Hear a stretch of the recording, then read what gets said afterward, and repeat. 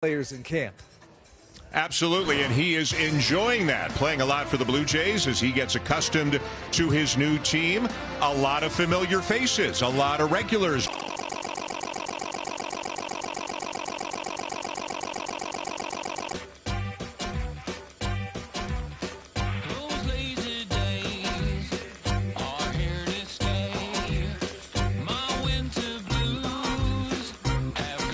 Looking to drive that offense both today and this year, Vladimir Guerrero Jr.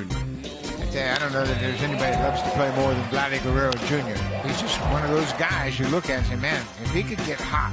We've always had high expectations. I think it's definitely a different mindset trying to prove people right than trying to prove people wrong. Bo is a more prominent voice, it seems, for the Blue Jays this season. Young guy that's just taken a leadership role very early in his career.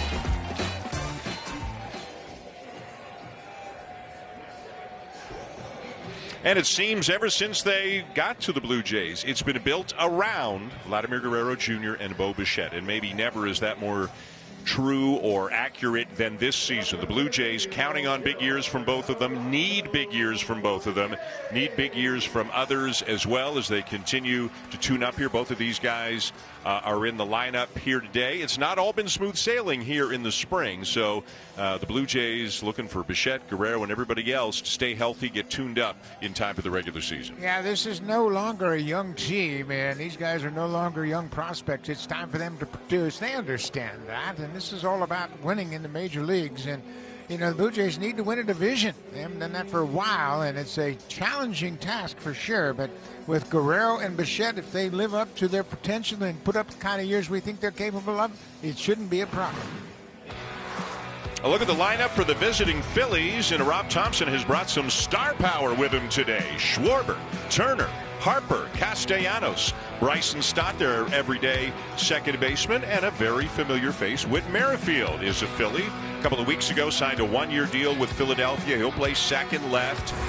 He'll do the Whit Merrifield kind of thing, you would imagine, get a lot of playing time for the Phillies, and they will face a guy who made one appearance on the last day of the regular season for the Blue Jays last year, Wes Parsons. Yeah, Wes Parsons is now 31 years old. He has pitched a little bit with the Atlanta Braves, a little bit with Colorado, and he got in one start last year, the final game of the season against Tampa Bay. And you know, now, given the situation with the starters and the Blue Jays and some question marks in the rotation, Wes Parsons becomes a little more interesting in his role this spring. And we will get into that more as time allows.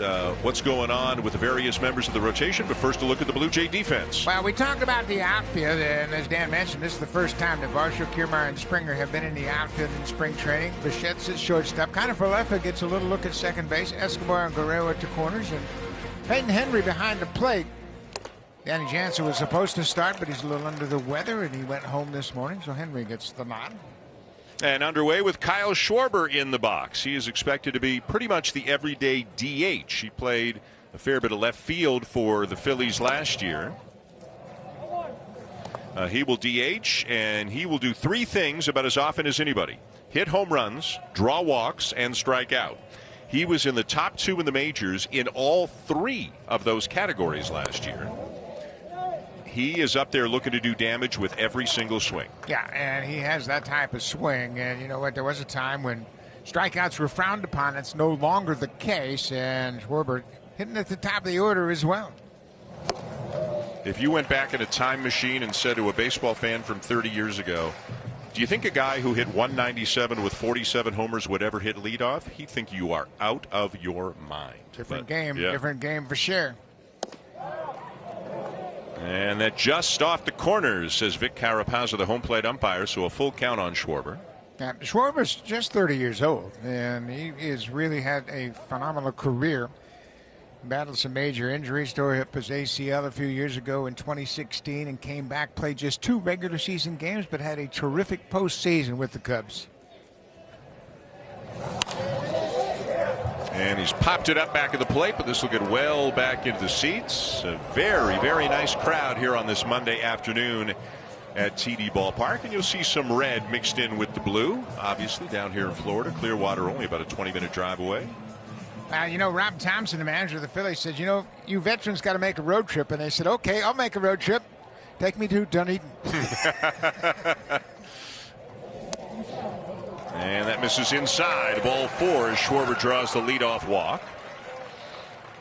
Wes Parsons expected to be a starter with Buffalo, again where he spent almost his entire 2023 season. He was the most valuable pitcher for the Buffalo Bisons, who went 9-4 in 17 starts, coming back from 2 years in Korea. Here's Trey Turner. Last year hit .266, 26 home runs. After an outstanding WBC, he got off to, especially by his standards, just a terrible start last year, and it took him till well into the season, midway point of the season, to really get going. But August and September, he was kind of vintage Trey Turner. I mean, he's got the pop, even though he's not the biggest guy in the world. He was 30 for 30 stealing bases last year, was not thrown out once. This is a dynamic talent. Yeah, when he's on his game, he might be one of the best players in the game overall, with his speed, his power, his ability to hit the ball. You know, he and Justin Turner were teammates with the Dodgers in 21 and 22. And they've been reunited again today. A ground ball weakly hit to the left side, and I don't know that they would have had a play even if Bichette comes up with it cleanly. He looked like he was thinking first, and Turner's one of the fastest guys in baseball. That'll be an infield hit. Yeah, and he didn't have much of a chance. If Eduardo Escobar, the third baseman, couldn't cut it off and go to second, they didn't have much of a chance to throw out Trey Turner. It gets jammed, may have broken his bat. You can see Escobar can't get to it, and Bo knows he's got to hurry and never came up with it cleanly. So 2 on with nobody out, and here is Bryce Harper, who is the everyday first baseman now for the Philadelphia Phillies. You'll recall that he had Tommy John surgery in the offseason after the 22 season. Came back remarkably quick. Came back in May after having the surgery in November. And DH for a long time, and then started playing some first base. Remember, they had Rhys Hoskins, but he was out last year. His contract was up. He has moved on as a free agent. And Harper's no longer an outfielder. He's now a first baseman. But what he is more than anything is a threat in the lineup. You know, I've got tremendous respect for Bryce Harper. After having that surgery November 23rd, he could have said, okay, well, let me get 100%. But he really pushed himself through the rehab. And as Dan mentioned, he came back on May 2nd. He DH'd most of the time. And then he played his first game at first base on July 21st. But he deserves a lot of credit for coming back. I mean, he could sit back and say, okay, you know, I'm not really 100% yet, but he wanted to be a big part of this Phillies team, and he always has been.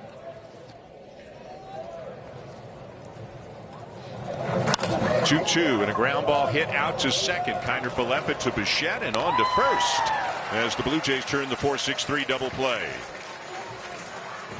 Yeah, Harper kind of got jammed, and he just jogged up the line. They made a nice play there, kind of for left flipping to Bo Bichette.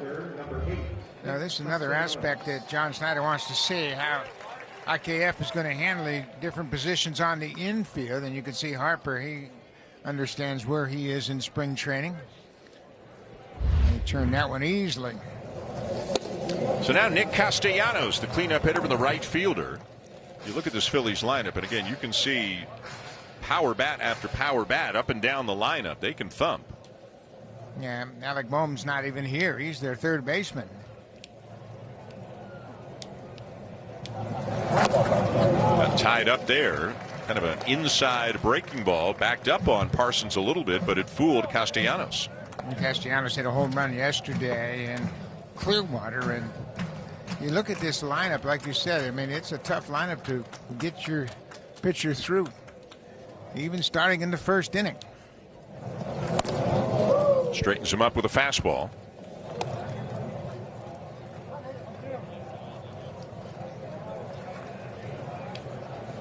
John Schneider laid out the pitching plans for the next few days for the Blue Jays. We'll get into those as time allows as well.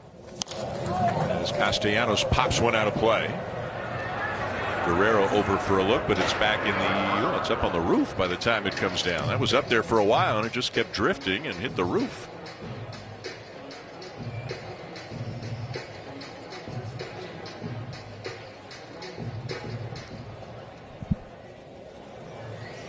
Abdiel Mendoza is up, and you'll see this a lot when the starter is out there in case the pitch count of the first inning gets too high. You got sort of a re-entry rule. They could take Parsons out, have Mendoza come in to finish the inning, and then bring Parsons back out in the second inning if they wanted. Yeah, that happened when the Blue Jays were playing the Yankees the other night, and Garrett Cole had an extended inning. They took him out of the game, and he returned after the relief corps got him out of that jam.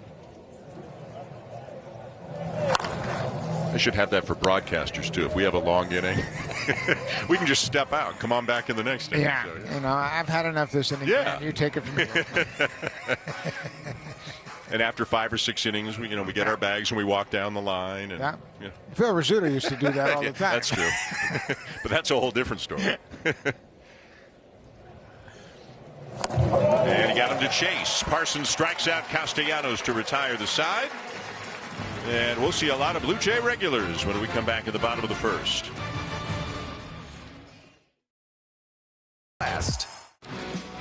Back for the bottom of the first and a look at the Blue Jay lineup in the top 4. That figures to be how the top 4 line up on opening day. Springer, Bichette, Guerrero, and Justin Turner getting acclimated in his first spring with his new team. Kiermaier, Varsho, Kiner, Falefa obviously also figure to be big parts of this team. Eduardo Escobar is getting a start at third. Peyton Henry is in for the, as Buck mentioned, under the weather Danny Jansen, and they will face right-hander Nick Nelson here this afternoon. Nick Nelson pitched a couple of innings here in Dunedin on the opening day back on the 24th of February, and he got roughed up a little bit. This is his first start of the spring. Nelson is now 28 years old. He was acquired from the New York Yankees back in 2021.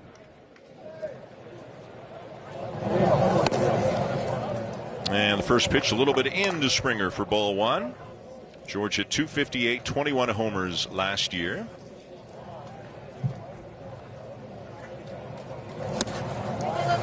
And a swing and a miss and a breaking ball off the outside corner, now 1-1. Yeah, this is just the third game Springer's played in spring training. He's over 3 with a walk. Just kind of slow playing the veterans.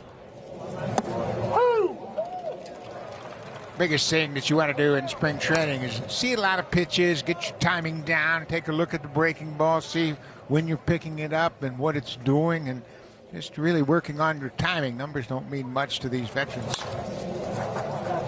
Popped up on the right side of the infield, and you can hear Bryce Harper calling for it loud and clear as he makes the catch.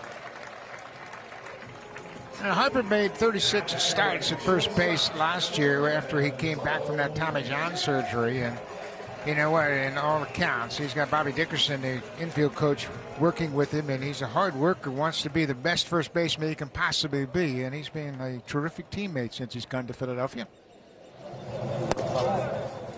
In the 2 spot is Bo Bichette. We saw John Schneider mix it up a couple of days ago where Bichette was hitting 4th, Guerrero was up to 2, Turner 3, Bo 4th, but now they're back in their more common alignment, and I think what most people believe will be the opening day look. Yeah, I think so. With Bo hitting 2nd, Vladdy 3rd, and Justin Turner. Turner's a legitimate cleanup hitter, a guy that understands how you drive in runs.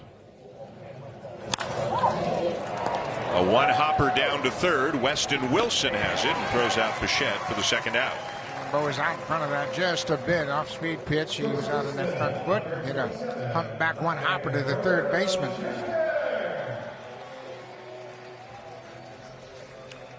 So 2 down, and here's Vladimir Guerrero Jr.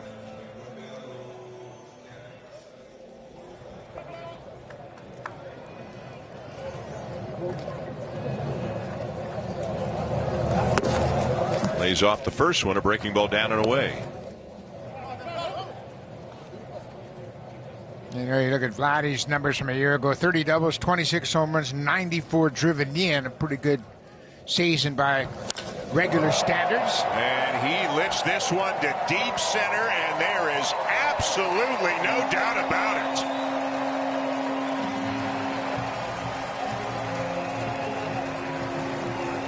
Man, oh man, did he get all of that, and it's 1-0 Blue Jays.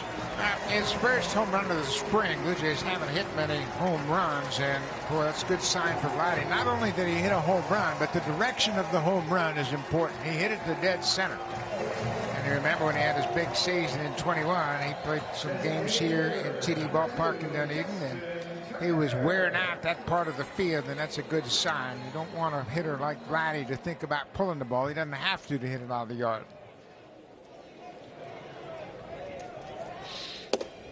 That's going to feel good as much as the results don't matter sometimes. When the results are good, it's got to feel pretty good. Absolutely. You keep wondering, okay, Vladdy, he was 4 for 10 before that home run, but he had just one double in those 4 hits.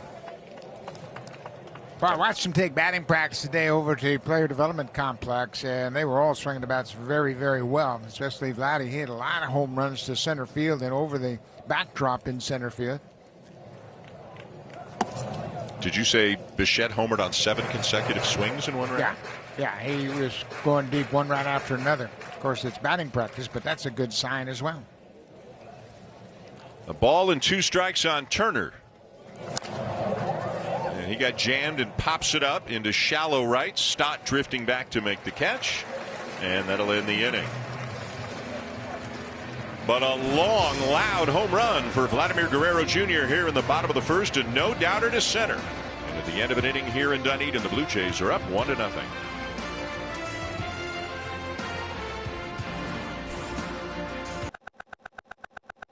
Back to Dunedin, where there was some less than ideal news out of Blue Jays camp this morning as Kevin Gausman. Back to Dunedin, where there was some less than ideal news out of Blue Jays camp this morning as Kevin Gausman has been sidelined with what the club is describing as general shoulder fatigue. Now, Gausman experienced this during a bullpen that he threw over the weekend, just did not bounce back physically the way that he had wanted to. He was scheduled to throw a 2-inning live bullpen here today, get up to about 40 pitches, but that will no longer be happening, and the Blue Jays will be assessing Gausman on a day-to-day basis going forward. Now, the good news is that Gausman had an MRI, and that did not reveal any structural concerns. But when you consider that Alek Manoah has also hit a speed bump in his throwing progression this spring, Dan, that shifts all eyes to the Blue Jays' pitching depth.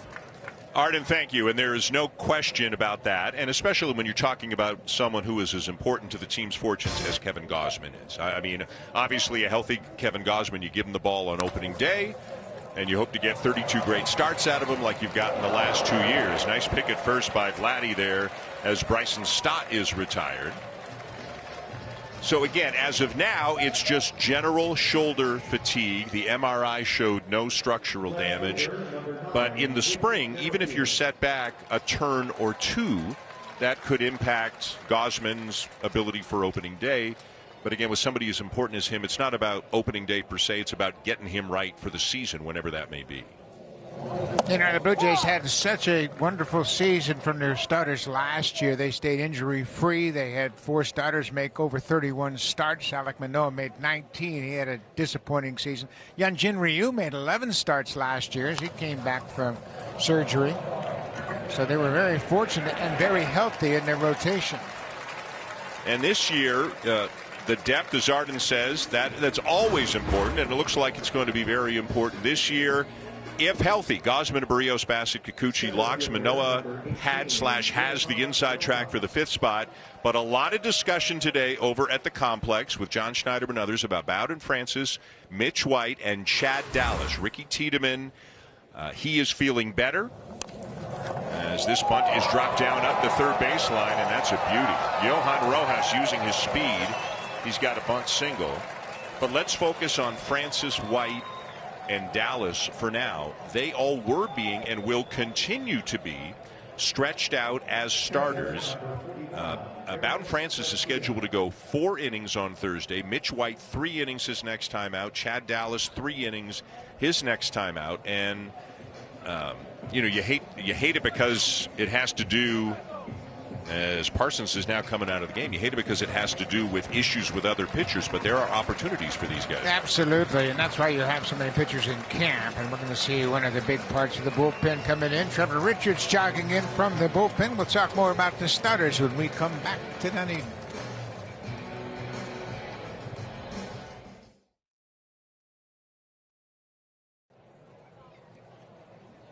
So Trevor Richards into the game with a runner at first, 2 down, and presumably will come back out for the next inning. As all Blue Jay fans know, Richards more than capable of going more than an inning, so he inherits a man on here in Rojas, who can fly, and he takes off right away and easily steals second, and that's one of the reasons why the Phillies love him.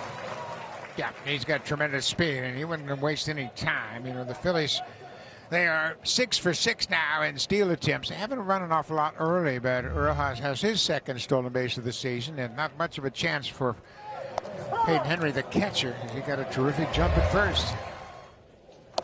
A changeup drops in for called strike 2. By the way, Trevor Richards expected to join us on headset for an interview a little bit later on. Dalton Varsho is also going to join us later on today. Did he go? He did not. It gets away from Henry, the catcher, so the wild pitch will allow Rojas to take third.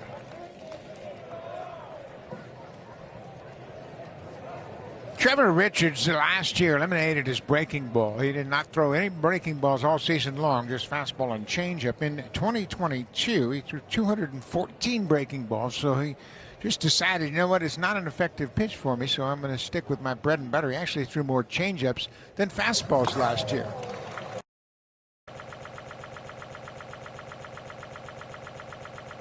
Retire the side onto the bottom of the second when we come back. Retire the side onto the bottom of the second when we come back. It's an original six showdown. Rivalry that never gets old. Rogers Monday Night Hockey. Bruins, Leafs, tonight on Sportsnet. /promotions to learn more. We've been doing that for years, Dan. Doodling? Or working at the Dome. Yeah. Yeah. It's the only place. It's the only thing we're qualified to do, and some would beg to question even that. Bottom of the second, Kevin Kiermaier is going to lead it off with the Blue Jays up 1-0 on the Guerrero home run. And while we have a moment, we'd like to welcome everybody watching across the U.S. on the MLB network today. Glad you were along with us for today's game between the Phillies and the Blue Jays.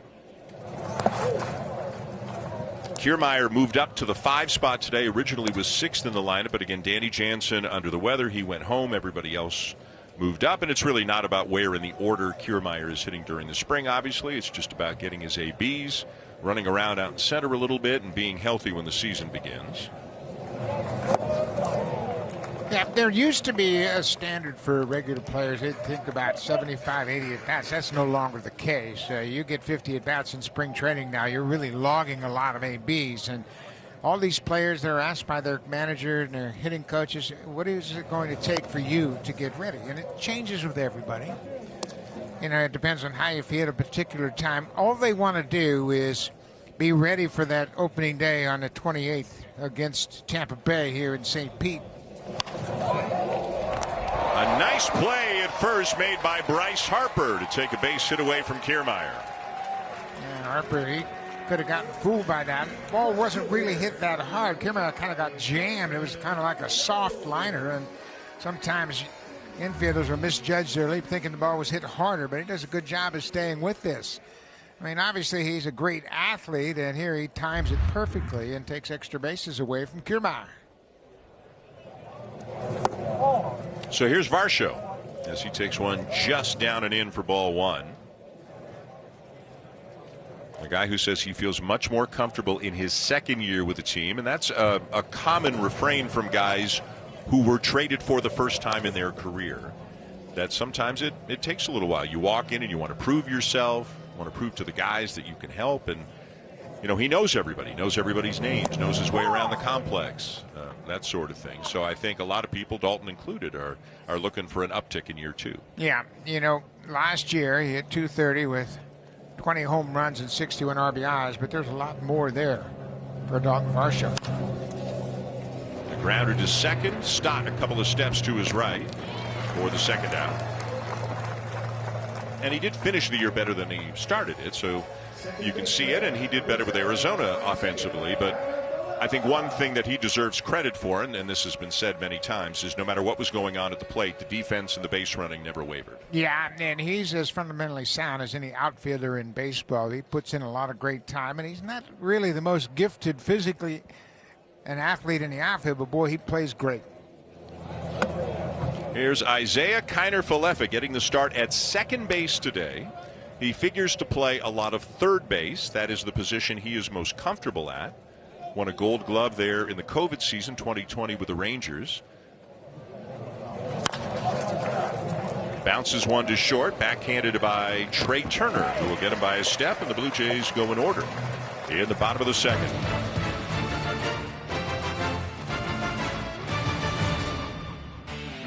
Without question, one of the strengths a year ago for the Blue Jays was the starting rotation. They only used 8 starting pitchers, and that includes Wes Parsons getting a spot start on the final day of the season when the Blue Jays had clinched the playoff spot already, and that includes Trevor Richards opening 3 times. So really, they only use 6 starting pitchers with Hyunjin Ryu and then the 5 that they have with them this year. But Trevor Richards, whether it was in middle relief, spot starter / opener, coming in with men on base, certainly for the first 4 months of the season, did a terrific job.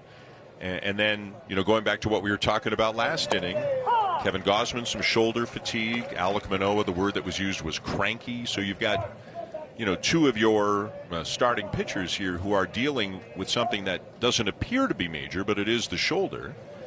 And over the next few days, I think a lot of Blue Jays fans, Buck, are going to be very anxious to see, what the next word out of camp is. Well, and the thing about it is these pitchers need spring training to get ready. Francis there on Gausman's right, he is really impressed early on. And going back for last year, he did a good job for the Blue Jays working out of the pen. But starters need a build-up. They need a ramp-up. That's why spring training is so long. And a changeup in at the knees to strike out Weston Wilson for out number 1. We got Garcia in the second inning with a changeup and comes right back and gets another strikeout with a changeup. And like I said, last year he threw more changeups than fastballs. A 2-pitch reliever. Generally, when you hear a 2-pitch reliever, it's fastball and slider. Not very often is it fastball and changeup, but boy, when he's on, he can shut down anybody. There's Mitch White, and obviously White's got an opportunity right now. First of all, he's out of options, so if the Blue Jays don't keep him, they got to try to sneak him through waivers like they did last year. And with the way he pitched in Buffalo at the end of the season, I don't think he would get through again. But guys like Bowden Francis, Mitch White, and Chad Dallas, who I know you've seen a lot of and you're a fan of his, and they may all become important. It's hard to see at this point, that 1 or 2 of those guys won't stick on the team. There are spots right now. And again, Gausman could be back, could wake up tomorrow and feel great. But, the Blue Jays want to be cautious with this and make sure they don't rush the process. And we'll see what happens over the next couple of weeks. Yeah, obviously you want Bassett and Gausman and Barrios and Kikuchi for the long haul. So, yeah, if they miss opening day, if they miss first start or 2, you're not going to be concerned as long as they are healthy for the majority of the season. That's what you're looking for. 2-2 the count on Kyle Schwarber, his second at bat. I'll tell you what, you saw it in that shot there. The veteran Blue Jay pitchers are big fans of Bowden Francis, the pitcher and the person. There are a lot of guys pulling for this guy. Yeah, and you know what? This whole pitching staff has an awful lot of chemistry, whether they're first-time rookie in camp or whether you've had a little bit of time with this big league club. They really help one another.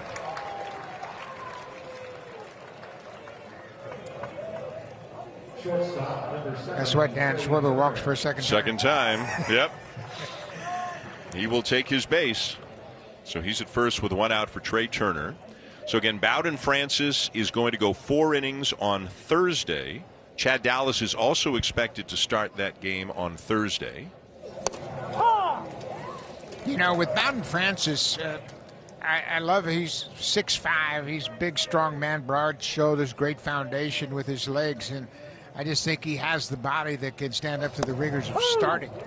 He's not a guy that lights up the radar gun, but his fastball plays up over the 93 or 94 that you see on the radar gun. And he's got one of the best curveballs in camp. Plus the fact now he's added a split finger pitch that he's throwing both to lefties and righties. Pretty good combination.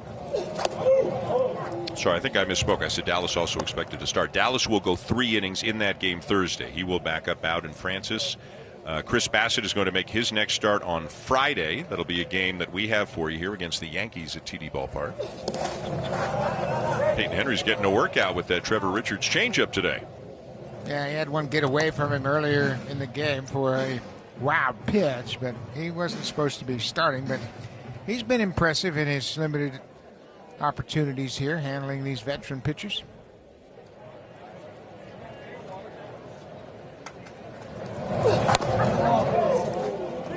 And that one misses high, 3-2. Yeah, Trevor thought he had caught the top of the strike zone. He's working with the veteran Vic Carapazza behind the plate, and that was a high changeup. And he doesn't really worry about leaving it up in the zone because it's so effective. And he got that one to dive, and he strikes out Turner for out number 2. And there aren't many pitchers in baseball that can throw 2 or 3 changeups in a row, but Trevor Richards is one of those guys, and he's got such great spin on the ball. You don't see any seams whatsoever. It's kind of like Marco Estrada when he was in his heyday with the Blue Jays. It looks like a cue ball coming up there, and hitters see it, think fastball, then they're way out in front. Now Bryce Harper, and a first pitch changeup is in for a strike. Harper grounding into a double play his first time up.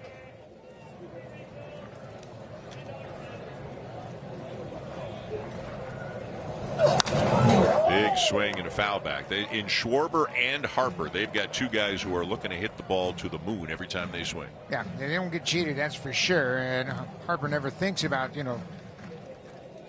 lifting one to left center. He's thinking about doing some damage. He can hit it out to left center. There's no question about that. But if it's out there, he'll just go that way. Again, Trevor walking off the mound. Yep. Thought he had strike 3. Now Harper's trying to think, is he going to throw me another changeup? This is a pretty good changeup. Looked like it caught plenty of the plate.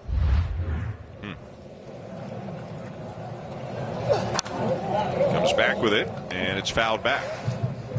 You think, okay, well, changeup, how tough can it be to hit a changeup 82, 83 miles an hour? But when you sell it with such great arm action, the hitters react to the arm action, and the ball never gets there.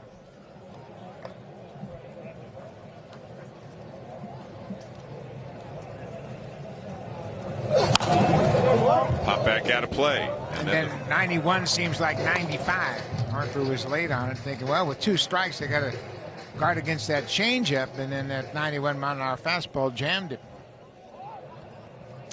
The art of pitching. It's beautiful. Hitting is timing, and pitching is upsetting that timing. Pass to diving Guerrero into right field for a base hit. Schwarber is on his way to third on a long single by Harper. Yeah, Harper got to that changeup, and he was able to hit it past Vladdy. It fouled off a couple of tough pitches, and gets on this one, and just out over the plate, hits it on the ground, but he hit it hard past Vladdy, who bounces off, and by the time he dives for it, it's into right field. So Henry to the mound for a conversation with Richards right now, with the runners on the corners, 2 down, and Nick Castellanos coming back up for the second time.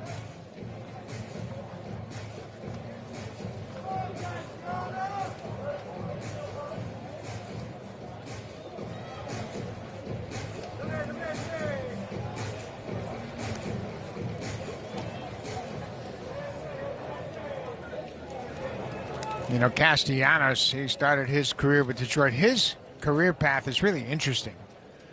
Got released and just bounced around trying to find a job. Runner going from first, they'll throw through, but Harper will steal it. Isn't that interesting? Bryce Harper jogged up the first baseline when he grounded into a double play in the first inning, and then he got that base hit. He just jogged up the first baseline on the base hit, and then he catches the Blue Jays napping a bit and steals second base easily. He's got a lot to bring to the table for the Phillies. I mean, he didn't have his best year, obviously starting late, coming back from the Tommy John surgery. Didn't hit for a lot of power the first couple of months, and there was concern, but he might be poised to have a monster kind of bounce back full season for the Phillies. On the appeal he went, and now Richards gets his man. He strikes out Castellanos. He got 4 outs in this outing here today, and he struck out all of them. beautiful day here on the Gulf Coast of Florida.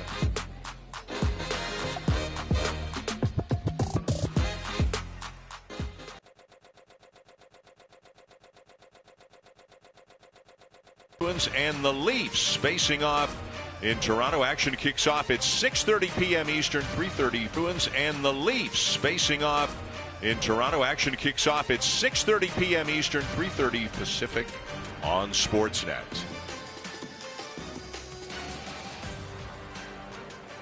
Dan Schulman, Buck Martinez, Arden Zwelling. The Blue Jays up 1-0 going to the bottom of the third. And here's Eduardo Escobar in camp as a non-roster invitee, trying to make the team as a third baseman / second baseman.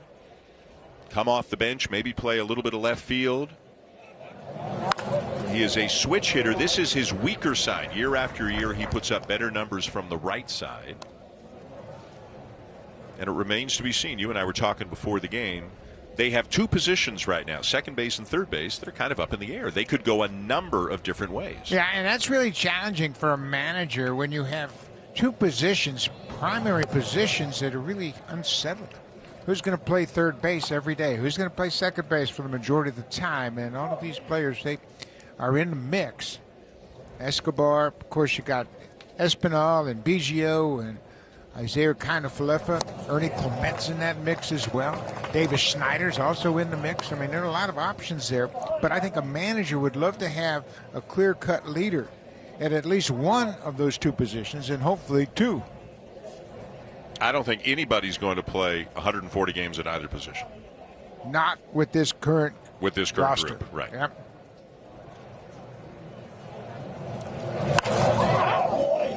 Kevin Biggio, by the way, has been dealing with some discomfort in his shoulder. He is taking BP over at the complex. He is ramping up. He is getting there, and I think they're hopeful that he can get into games in the next few days.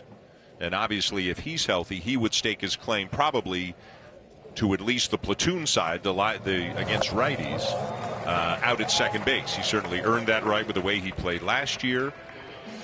And he could play some third base too. I mean, he did that last year, but I think if he's, assuming he's healthy, he is likely to see a lot of time at second base. Yeah, and he can back up at first base as well, but that's probably not as much of a concern now that you have Justin Turner here, right. And he can play first when Vladdy needs a day off. And he'll play right field too.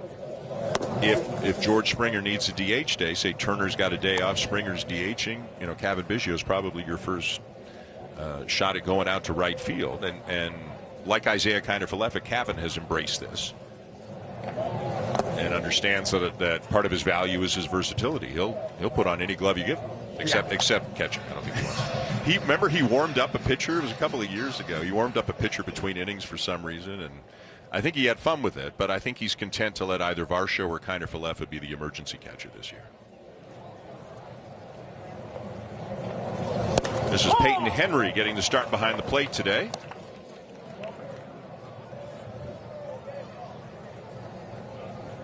Yeah, Henry, he's just 26 years old. He's had a little cup of coffee in the big leagues.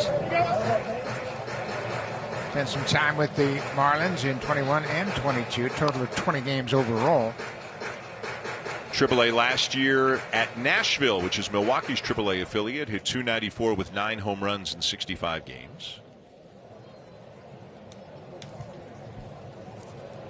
Nick Nelson has the sign he wants and bounced it in. Didn't have the execution he was looking for. It's 3-2.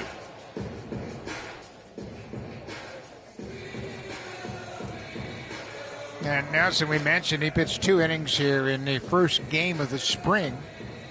He came in relief and had a rough go of it. He was charged with 5 runs on 4 hits. Check that. 4 runs on 5 hits. Deep in the hole on the outfield grass. Turner got some help from Harper with the stretch at the other end for out number 2.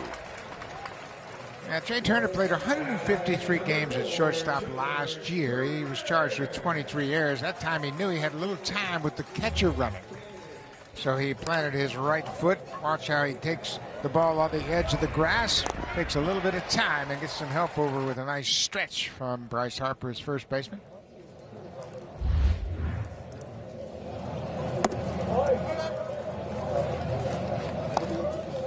So top of the order, George Springer up for the second time. Popped up his first time up.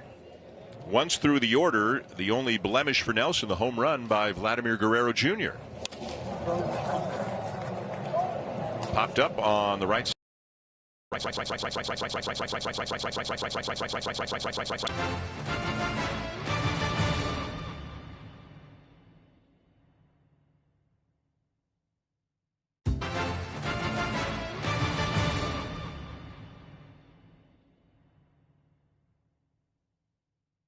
Hello, everyone, and welcome to Cooking with Cannabis. Let's start. Well, you know it's the spring when your closer is on in the fourth inning of the game, but this is obviously to get Jordan Romano in there against some of the regulars before the minor leaguers take over a little bit later on. Romano an all-star for these Blue Jays each of the last 2 seasons, and he'll face Bryson Stott. He'll face a former teammate in Whit Merrifield, and then he'll face Johan Rojas, as we are pleased to be joined by Trevor Richards, who just finished up his outing, an inning and a third, struck out 4. Including Trey Turner and Nick Castellanos. Trevor, how did it feel out there today? Good. It's spring. Just trying to get the feel of everything, figure out the zone, and figure out the mechanics. Trevor, third outing of the season. You threw 29 pitches again today, and you had that out to get out of the second, came back in the third. You did that 21 times last year. Is that something you're very comfortable with? Oftentimes, relievers have a hard time coming back for that second inning. Yeah, it's definitely an adjustment and getting used to, but also I kind of like it. I like coming in, just no matter the situation, you never know. And you never know when the call comes either. So just being ready and just getting used to it. And, I mean, like you said, this is third outing in spring, and I'm already got 2 up, so that's good to get a couple under my belt. Trevor, how much do you throw in the off season? Like, you go home when the season ends, and when's the next time you pick up a baseball and start thinking about your mechanics? I usually keep throwing for the most part. There's a couple off seasons where it changes, but for the most part, I keep throwing. It's real light at the beginning of the off season, just kind of keep the arm moving, just because. And then as the off season progresses, start ramping it up as we go. Trevor, we talked about you eliminating the breaking ball last year, and it led to an awful lot of success. Is that the same game plan for this year? Yeah, I think so. It's the goal, and right now just fastball, changeup, and just being able to locate it a little better, and I think that plays, and the slider just adds something else to there that I don't know. I just never got comfortable with. Last year you had a little bit of a neck issue, and that seemed to slow you down in the middle of the season. And you and I talked about the speed bump that you had was basically related to your inability to throw your changeup for strikes. Are you pleased with where that pitch is now? Yeah, I think today was a lot better than the first 2 outings. And that's just kind of a focus on spring, is just being able to land that for strike when I need to.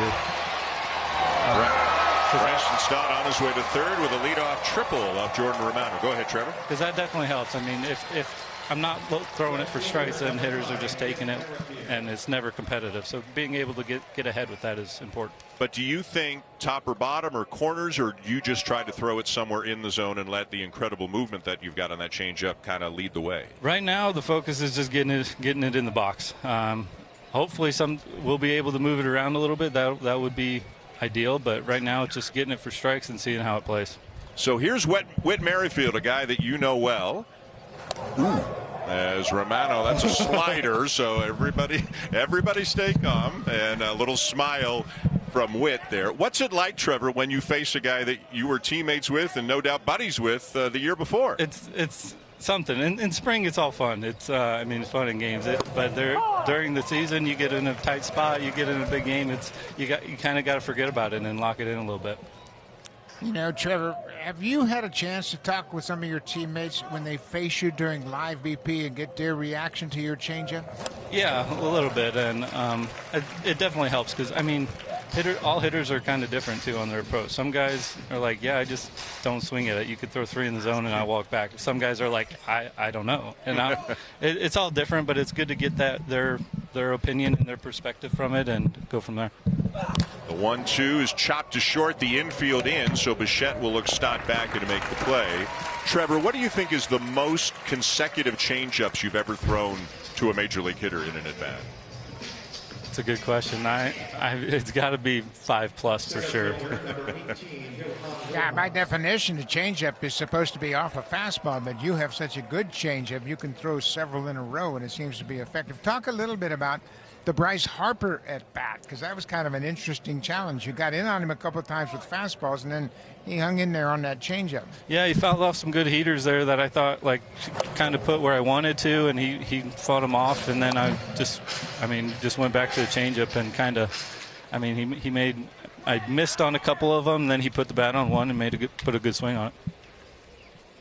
The batter now, Johan Rojas, with Stott at third and one out. Is there anybody, Trevor, hitter or pitcher, kind of a younger guy who's kind of jumped out at you in camp so far this year? I mean, it's hard to single out one person. We have our team is good. Just put it that way. I feel like our arms are unbelievable. You look at our bullpen, especially starting staff, everyone through and through, and then you've got young guys that are just as good, and it's pretty crazy just to see the talent we have. It feels like there's a bit of a different vibe from outside about the team, that maybe the team isn't being looked at in quite the same way, but internally, is there the same kind of conviction that you guys can have a terrific year? Yeah, I think so. We're not settled for anything. I mean, it doesn't really matter. I think we want to win every game, and no matter where that puts us at the end of the year, if you go out with that mentality, it's going to be good.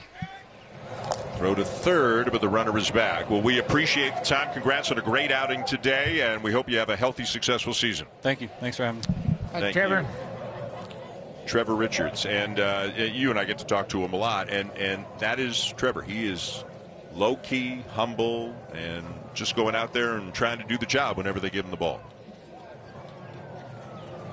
1-2, misses down and away. Yeah, one of the first days I saw him this spring, I said, "Hey, Trevor, congratulations. You had a great year last year. Anything different this year?" He goes, "Nope." And I said, "Well, why would you change? You had such a great season a year ago." He said, "Yeah, I'm just going to try to do the same thing I did last year." Yep. Infield remains in for the Blue Jays as it's fouled off by Rojas, giving Romano a good battle. Yeah, these are the types of tests pitching coaches want to see early in the spring for their big relievers, and obviously Romano is the closer, and he'll have many of these situations during the course of the year, but he's got a runner at third base less than 2 outs, wants to keep the ball on the infield or get a strikeout. Another play for Bichette, and again he can look the runner back and throw him out, 2 down. You know, there are innings and then there are situations, and this is a great situation for Romano. I asked him about his first 2 outings. He says, "Yeah, my slider was good against the Yankees, but I'm not happy with my fastball command," and that was his goal today. But to be able to get into a situation after a leadoff triple and get 2 ground outs, now he's an out away from stranding that guy at third base, and that's always a goal for a reliever.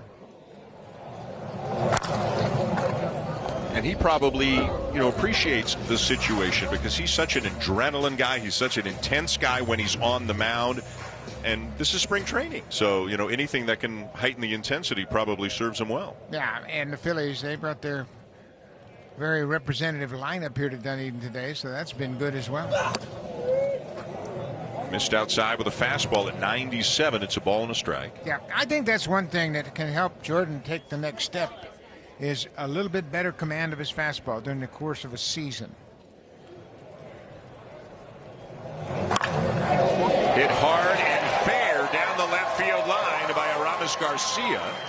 The Phillies catcher today. That'll bring Stott in to tie the game on a double.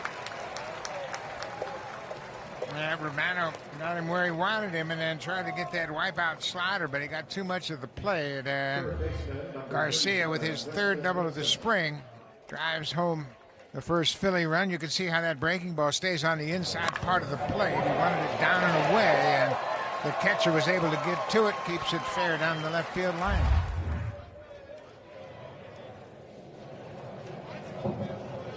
And it looks like John Schneider is asking Jordan Romano, how you feel? You want to go one more batter?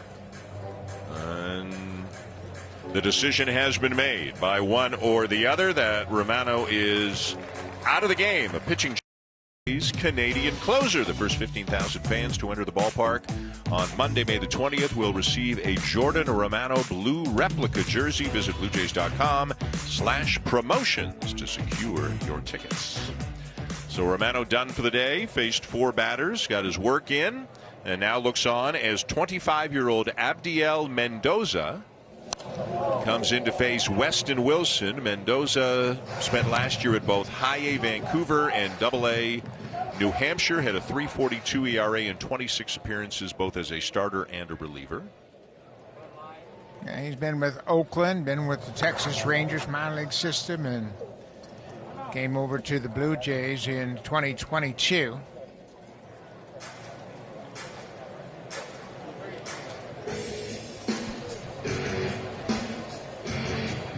Henry and Mendoza may have had some issues with the pitch count. I mean, there have to be times, too, in the spring. There are so many bodies in camp where a catcher may never have met a pitcher until he's on the list as a minor leaguer coming over for the big league game, and here he is on the mound. Yeah, that happens all the time, and Mendoza's not in camp, whereas Peyton Henry's been in camp. He's caught all of the pitchers in camp with the Blue Jays, but this is a different situation. Mendoza actually pitched a third of an inning in the first game of the spring, also against the Philadelphia Phillies. He came in relief of Nate Pearson, as Pearson had an extended inning, and they wanted Mendoza to come in and get out of it. A little bit of a sneaky arm angle. Looks like it can jump on you a little bit.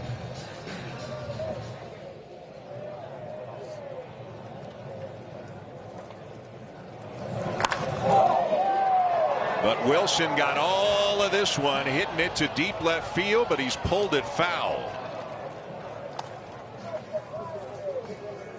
Weston Wilson hit a home run against Nate Pearson when he was here at the end of February. He was the DH that day and had a big day. And he had a 2-run home run, a 2-run double. And this breaking ball, just out in front a bit. You can see he's a big, strong guy. He put a charge in it, but he was out in front and pulled it foul. 31 homers at AAA last year in the Phillies system.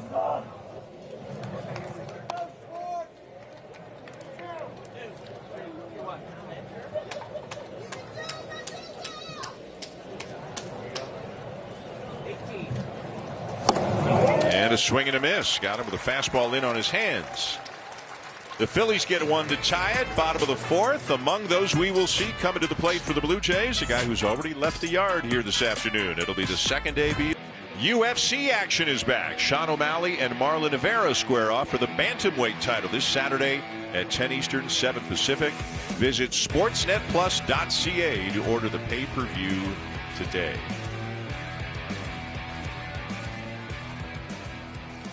Lots of ice cream being eaten today. Lots of beverages being consumed, no doubt, on this sunny, warm afternoon. I'll tell you, if you're a baseball fan, if you can find a way to do this once, just check that box. It's great. It's worth it. Yeah, it sure is. It's a great time of the year. You get a chance to get up close to the players, and these ballparks are very small, very cozy. Bichette with a ground ball to Turner at short as Jose Ruiz retires him. And that'll bring up Vladdy, who Buck left no doubt about it his first time up. His first home run of the spring, and it was an impressive home run, straightaway center against Nick Nelson, and down out over the plate. And you know what? He always hits this ball squared up, and there's no doubt about it. He hit it out of the ballpark to straightaway center field. That's a great sign for Vladdy. And I mentioned I watched him take batting practice today over to Complex, and he was having a good round of BP, and he's carried it into his first at bat.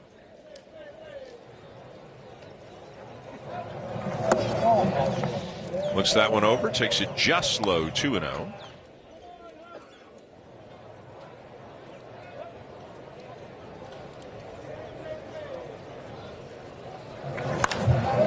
Had a good rip at it, but he fouled it off, 2-1.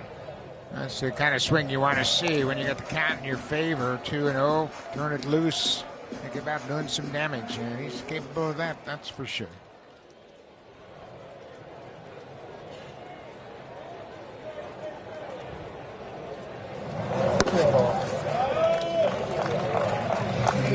Dealt with some injuries at times last year, generally played through them, but had a wrist issue, a knee issue. As Vladdy himself and John Schneider and others have talked about, he's coming to camp leaner this year, had a great offseason as he sends one to deep center, a screaming liner, but it's caught on the track by Johan Rojas.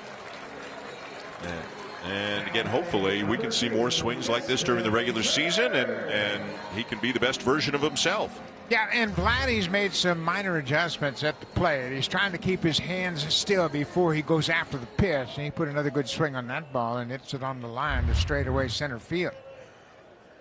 But yeah, there was a little bit of movement in his hands, and sometimes that would create some timing issues, so they tried to quiet his hands down as he comes set in the box. Justin Turner, first pitch swinging, and he drops one in fair down the left field line. He will not challenge Whit Merrifield as Turner contended with a long 2-out single. Yeah, Turner's now 3 for 9 in the spring, and he's going to just work on his timing. We had mentioned this earlier. Remember, Justin Turner got hit in the face last year in spring training down at Boston Spring Training, and it certainly didn't affect his full season. He had a terrific season for the Red Sox. Second at bat now for Kevin Kiermaier. Kiermaier lined out to first. A nice play made by Bryce Harper back in the second.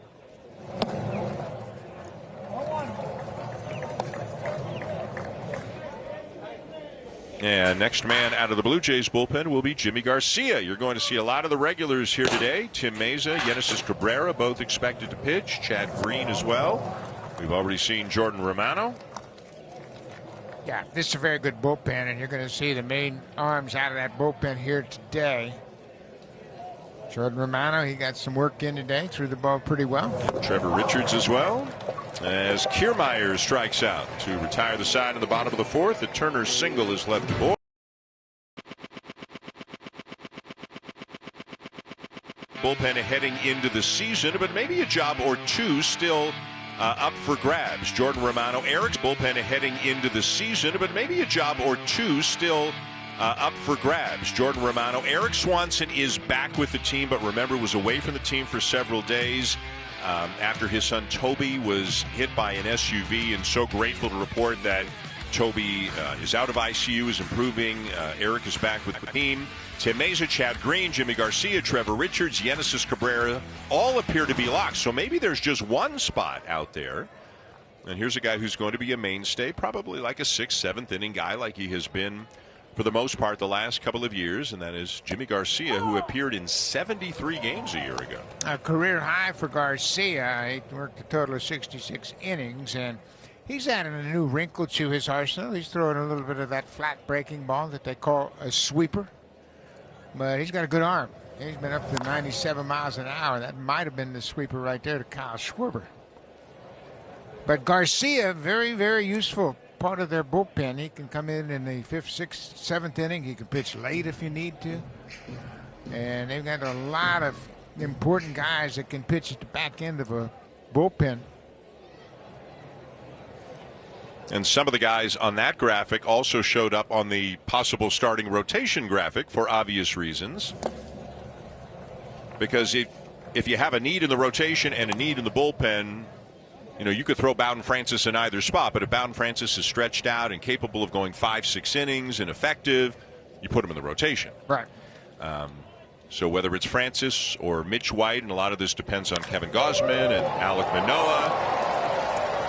Escobar, they do give him the out. He dropped it on the transfer, so Escobar getting a liner at third and ringing out that left hand a bit. Well, and that's one thing they want to see from Schwarber, him hitting the ball the other way a little bit. Boy, he hit that ball hard. You can see Escobar feeling the stumbles. He was trying to take it out of his glove. The umpire at second base indicating it is a catch. He's getting another play. Oh, this time. That one a little bit softer off the bat of Trey Turner. A nice play made by Bichette. Quickly 2 down. Well, that first ball by Schwarber was hit hard. This one not so hard as Turner got jammed a little bit. It got over Escobar, and Bo was here to back him up. Took a little humpback liner and caught it for the second out. 2 quick outs for Garcia on just 5 pitches. So from Schwarber to Turner, now to Harper. Harper's grounded into a double play and also had a base hit.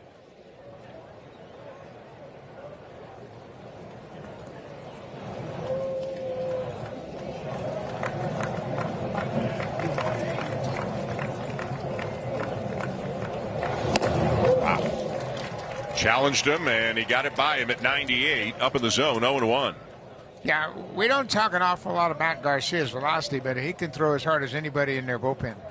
And that upstairs fastball is a tough pitch to catch up to. Facing a guy, a two-time MVP, 2015 with the Nationals, 2021 with the Phillies. Griff McGarry up in the Phillies pen. Harper, a 7-time All-Star, 3-time Silver Slugger winner.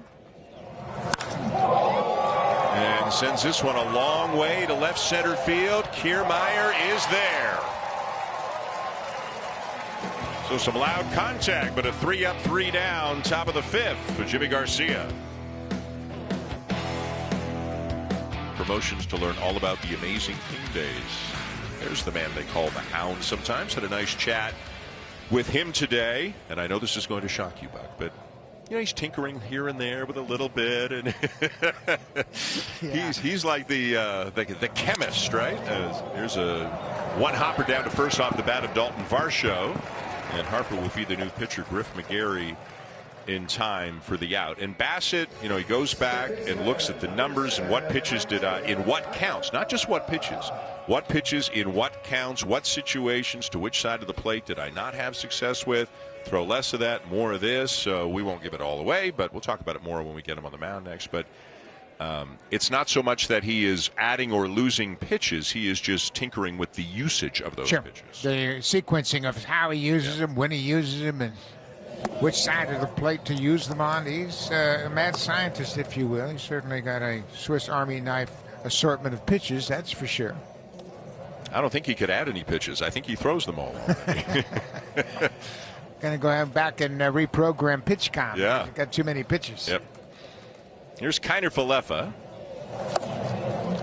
So Isaiah told me today, you know, he came up with Texas, and I said, you had the beard with Texas, right? And he said, yeah, everybody had a beard with Texas, Odor and Mazzara, and he said, but then when you go to the Yankees, you can't have a beard, right? So he shaved the beard, and I said, when did you start growing it again? He said, the day I signed with the Blue Jays.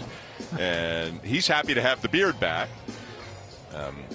Only knew a couple of guys on this team. Came up in the minors with Eric Swanson in the Texas system, and also with Texas. And you and I talked about this before the game. Jordan Romano was taken by Texas in the 3-0 pitch that hit him.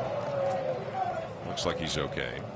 Jordan Romano was taken by Texas in the Rule 5 draft one year and spent a spring training with the Rangers before they offered him back to the Blue Jays. And wasn't that a good bit of fortune for the Blue Jays? But so Kiner Falefa was a teammate of Romano's just for a few weeks.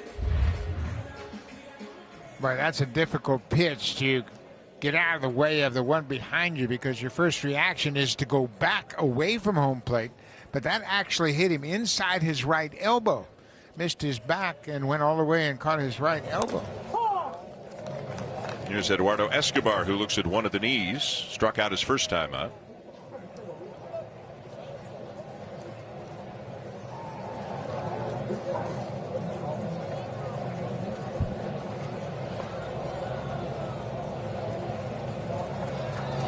You know, another interesting thing that Kiner Falefa told me that I wouldn't have thought of, but a few other players have mentioned this in passing in different situations. I said, do you embrace your versatility right now? And he said, yeah. And he, you know, you want to play as much as you can, and the more versatile you are, the more you play. But there was another reason he gave me. There's a utility Gold Glove Award that started, I think, 2 or 3 years ago. And the guys who play multiple positions, this means a lot to them. They feel more valued, I guess, or more acknowledged, that you can be a good defensive player even if you don't have a set position. And who knows, he could start a ton of games at third, or he could bounce all over the diamond. But, you know, for guys like Merrifield last year, Biggio, Kiner Falefa, you know, you remember back in the Ben Zobrist days when he played all over the field. Like that was before the utility Gold Glove existed. But it's something nice, and whoever thought of it, it's a good idea. And Escobar down on strikes for the second time. Yeah, and that's where baseball is right now, as everybody talks about versatility. They want to have guys that can play in multiple positions, so it's really important that they acknowledge those guys. Of course, Marwin Gonzalez is another guy that bounced all over the diamond and played, and you kind of become a regular player, just have different position every day. Mauricio Dubon of the Astros won the Utility Gold Glove Award in the American League last year.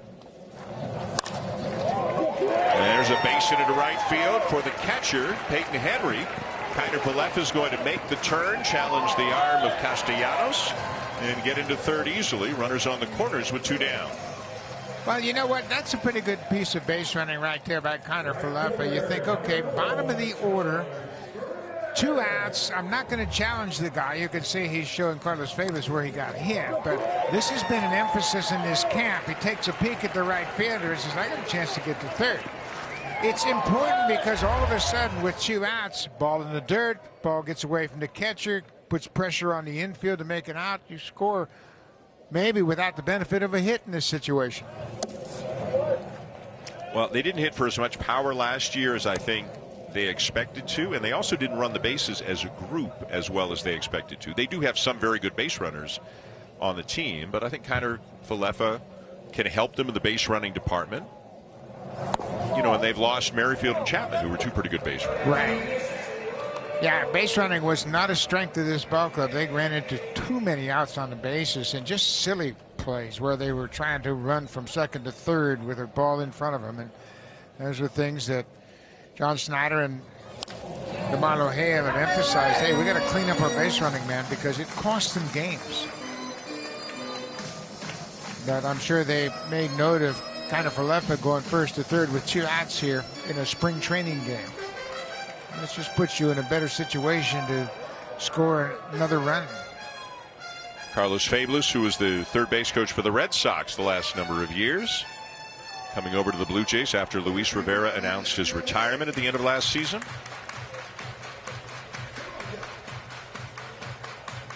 I guess he didn't announce it. That's not a Luis thing to do. He just retired. He didn't announce his retirement. He announced it to the club. Yes.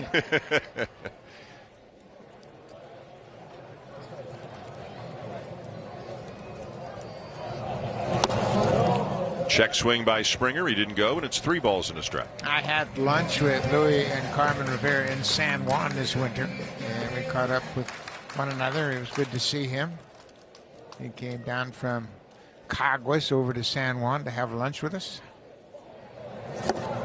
Big swing by Springer, 3-2. Well located pitch there. Fastball down and away from McGarry.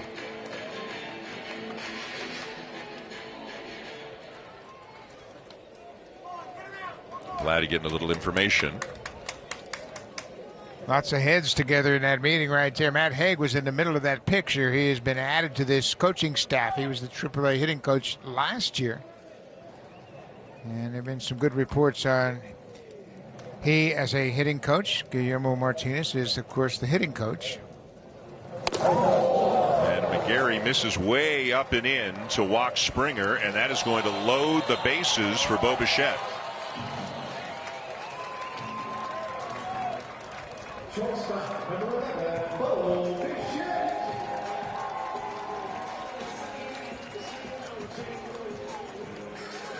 And McGarry getting a visit. Yeah, McGarry hit Kiner Falefa with a pitch behind him and almost hit George Springer in that at bat, but ended up walking him to load the bases. And now Bo Bichette, I mean, here's another opportunity for Bo to think about his bat in this situation. Yeah, it's spring training, but at the same time, it's a situation. A 2-out opportunity to drive in runs. And they have talked about this all spring long. We got to be better at these run-producing situations, especially with 2 outs. You come up with a 2-out RBI base hit, and it's demoralizing to the pitcher and demoralizing to the other team. You're an out away from stranding the bases loaded, and then you have somebody come up with a big hit like Bo Bichette. Kiner Falefa at third, Henry at second, Nathan Lucas now running for George Springer at first. And a miss outside, ball 1 to Bichette.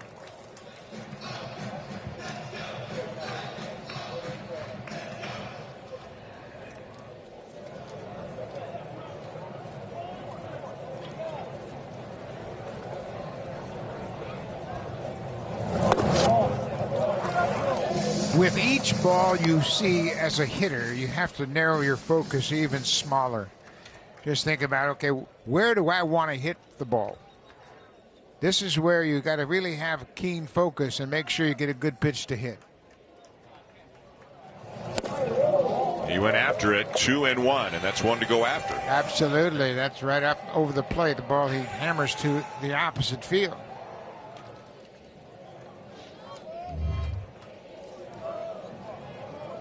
2-1 count. Fastball out over the plate. Good cut.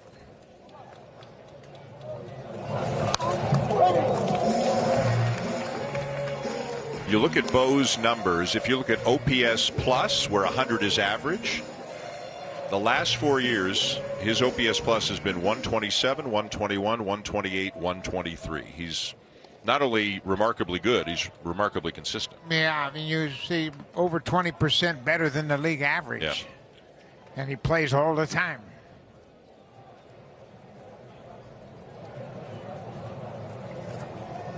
Two and two.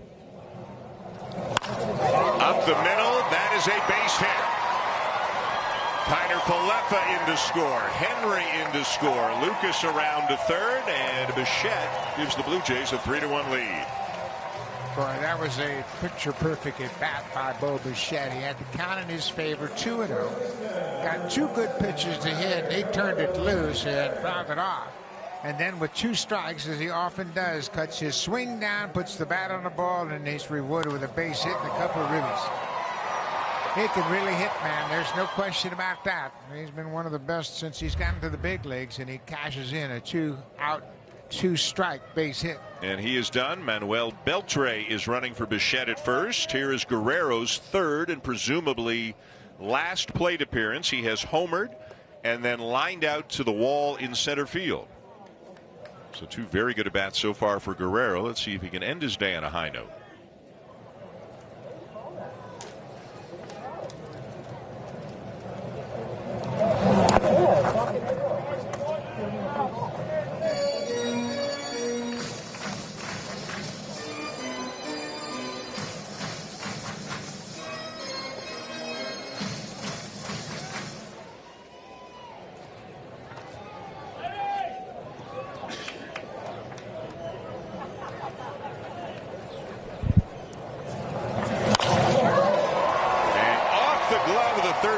Wilson into left for a base hit that'll bring home another run. Well, that was something that was missing dramatically in the Blue Jays offense last year. 2-out hits, 2-out RBIs, and Bo drives in two, and then right behind him, Vladdy picks up a 2-out RBI single. Those add-on runs are huge. And Vladdy, he didn't really crush this ball like he did the first two at-bats, but he gets rewarded with an RBI base hit with 2 outs. Good inning for the Blue Jays, top of the order. Springer walks. Bo has a 2-run single, and Vladdy has an RBI single. And Vladdy all smiles. He is done for the day. Griff McGarry can't finish off the inning. Rob Thompson has taken him out. A pitching change for the Phillies here in the bottom of the 5th. Bobblehead. Visit BlueJays.com/promotions to learn about the other great bobblehead giveaways this season. Everybody loves a bobblehead. Everybody loves the sunshine down here in Florida. Glad you're with us on Sportsnet. And again, also glad folks are with us on the MLB Network throughout the U.S. today. The Blue Jays leading the Phillies 4-1. Dan Schulman, Buck Martinez, Arden Zwelling, and Tim Mesa's having a pitch-com issue.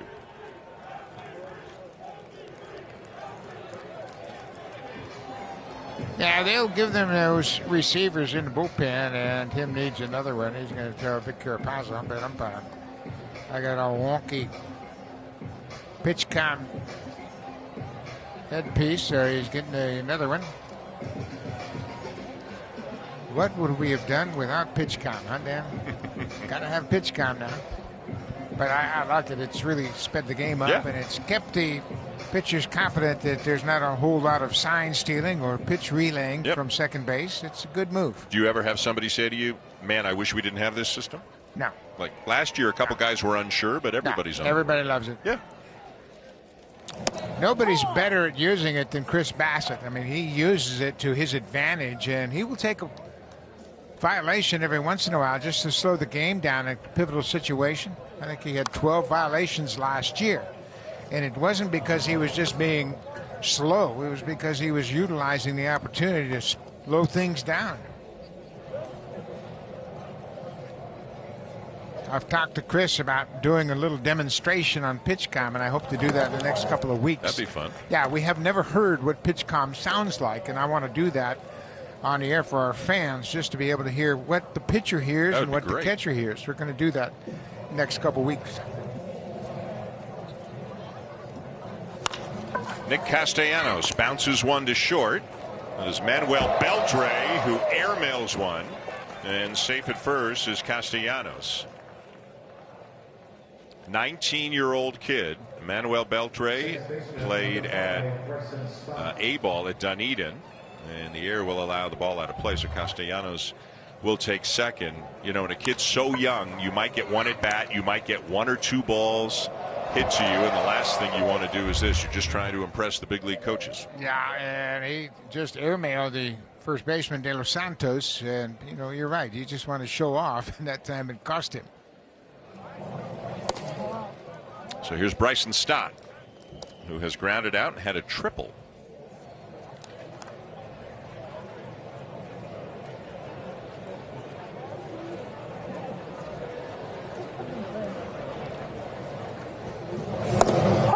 Tim Meza, meanwhile, is in his 12th season in the Blue Jay organization. It was drafted in 2013, pitched a little that year, so this is his 12th year.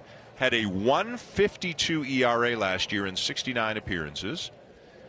He and the Blue Jays avoided arbitration in the offseason, signed a deal for just over $3.5 million, and is eligible for free agency not after this year, but after next year. But he's been one of the better left-handed relievers in the game for a few years, and one of the most, and I mean the most, popular guys inside that Blue Jay clubhouse for a few years. He's a terrific guy, and he's just one that's always anxious to be helpful to his teammates, and he's certainly great with us, the media. Oh. And he will sit and talk to you, talk about what he was thinking about, what he had on his mind, what his game plan might be. And he got him. Fastball right there over the outer half, one down. And oh, by the way, not only is he a great guy, he can pitch. He paints the outside corner, and it's a big league left-handed hitter that he gets out. As the conversations continue between the hitters and the coaching staff, this is a perfect pitch, that sinking fastball on the outside corner, and Stott couldn't pull the trigger. Now Meza sees Whit Merrifield, starts him with a strike. Merrifield had a little smile when Jordan Romano lost a slider when he faced him, and it was up near the body of Romano. There's a swing and a miss by Whit, 0-2. Figures to play second and left. Who knows? Could he play right? Could he play first? I mean, he'll play anywhere you put him, and he'll get his share of at-bats.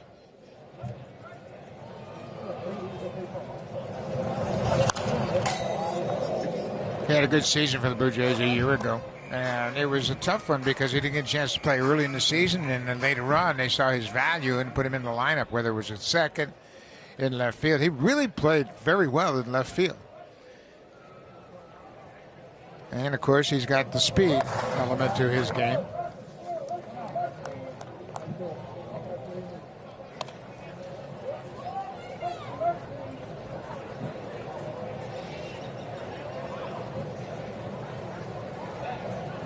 At 272 a year ago, stole 26 bases, hit 11 homers. And he has popped this one up back of first into foul territory. Luis De Los Santos will make the play for out number 2.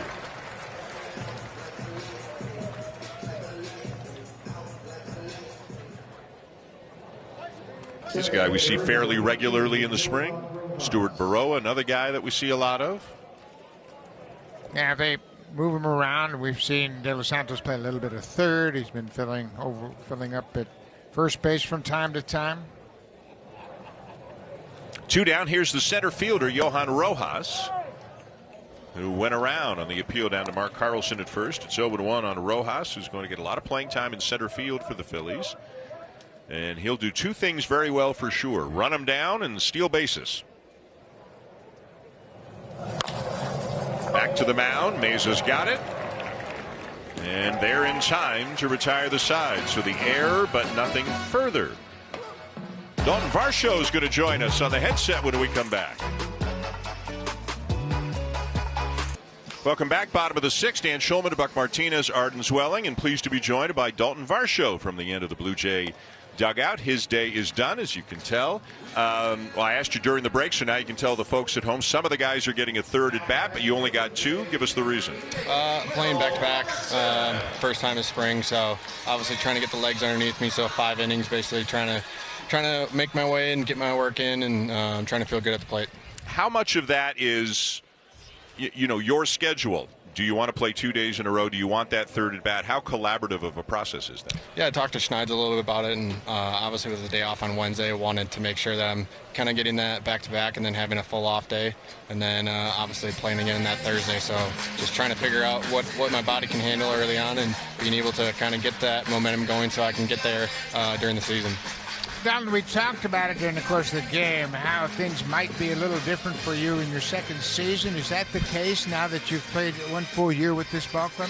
Yeah, obviously when you kind of come into a new team, you want to impress, you want to show everything that you can do. And obviously coming in here last year, there was a ton of talent and guys who had a lot of time in the big leagues. And me still being a young guy in the game, trying to still kind of not step on anybody's toes and trying not to be in the cage when all the older guys were in there. So obviously this year, having those relationships with the guys and the coaches and the staff, it just makes it a ton easier.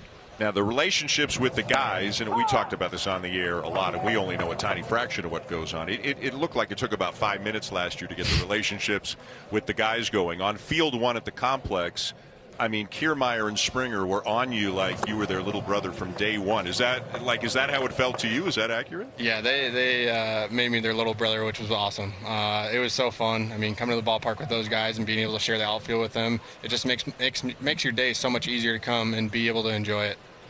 You know, we talked about you three outfielders at the top of this show. First time this spring, you've all played together. Talk about the chemistry between the three of you and how that serves you well during the regular season. Yeah, obviously with us three, we're all kind of center fielders, so it makes it a ton easier being able to talk and have those good conversations of what we can get better at. And obviously that relationships with each other, it just makes it a ton easier on the outfield because our communication has just been so elite to where we know what balls we can get to and what we can't. You know, you told me about the off-season for you as we look at the starting outfield and how you ranked in outs above average. Kiermaier had 13, you had 10, and George had 1. But talk a little bit about how you got started in the off-season working on your swing. I think it's very interesting and something the fans might be interested in. Yeah, so my dad he told me to kind of get back to my athletic form, and so we actually started chopping trees. It kind of sounds stupid because everybody talks about launch angle nowadays, and for me last year, I was just hitting balls too high consistently to where I wasn't giving myself a chance to really do anything. And so obviously the whole goal is to kind of get back to that line drives, ground balls, like right through the middle part of the field. And obviously when you work on that in practice and you get to the game, you're going to elevate a couple balls to where you're going to catch them underneath just because of adrenaline. So that was kind of the whole thought process behind that, and still trying to work on some things, trying to get a little bit more smoother and consistent. So obviously, but that's what spring's for. All right, let's get to the important stuff. The Packers were 9-8, had a great kind of youth-oriented rebuilding season. Easily could have made the NFC Championship game. Who knows what would have happened then? What's their record going to be next year? Man, I mean, they got a good division. You know, as much as I thought the Lions were really great to kind of a test for them every kind of time they played them this season. The Vikings are no slouch. And obviously you got the Bears who, and you know, the Packers have done really well against, but I thought overall it was so fun to watch the Packers again and being able to watch football with them. And, you know, I was blessed with being able to watch Brett Favre and Aaron Rodgers for the past my whole life, and now being able to go to Jordan Love, and it's just been really fun to be able to kind of watch these young kids perform. Varsh told me before they snapped, before one snap, Jaden Reed's going to be a dude. Jaden Reed is going to be great. he's got a future in being a football analyst or a football scout. Maybe if the baseball thing doesn't work out. Yeah, I mean, I just loved him. That was a good spot for them in the draft, and he's a stud. And I loved watching him play. And you saw how much comfortable he got throughout the season. Yep. So, I mean, it's just like anything within sports. Once you get comfortable with the team, you start performing a little bit better. Look at you bringing it full circle in your last answer. Well done. Thanks for this, Dalton. Have a great season. Thank you. Escobar in his third at bat will ground out to first. Our thanks to Dalton Varsho. End of 6 here in Dunedin. 4-1 Blue Jays.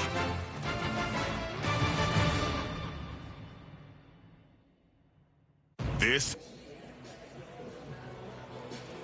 Welcome back to Dunedin. Chad Green taking over for the Blue Jays. And, you know, in 2021, which is the year before Chad Green had Tommy John surgery, he threw over 80 innings for the New York Yankees. And I asked him the other day if that kind of workload was still realistic coming off of Tommy John. And he told me it wasn't only realistic, it's actually his goal this year. Green says he doesn't expect to have any workload limitations in 2024 and wants to be someone who is pitching multiple innings regularly. Dan, he anticipates this being a, quote, regular year, which of course is a bit different than a regular year for most relievers.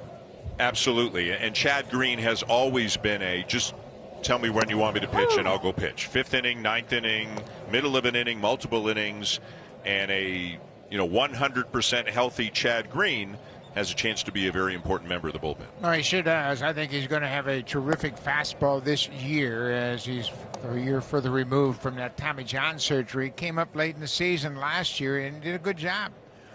But it's always that second year for pitchers when the command comes around, the touch and feel comes around. And that's another good example of it right there. He blew that fastball down and away and caught the outside corner to get Wilson, the third baseman. Or check that was Garcia, the catcher. He strikes him out. But watch the finish on this fastball. He drives it to the outside corner. No chance at all for the catcher to pull the trigger. Perfect pitch in a perfect spot. Now Weston Wilson takes the breaking ball low.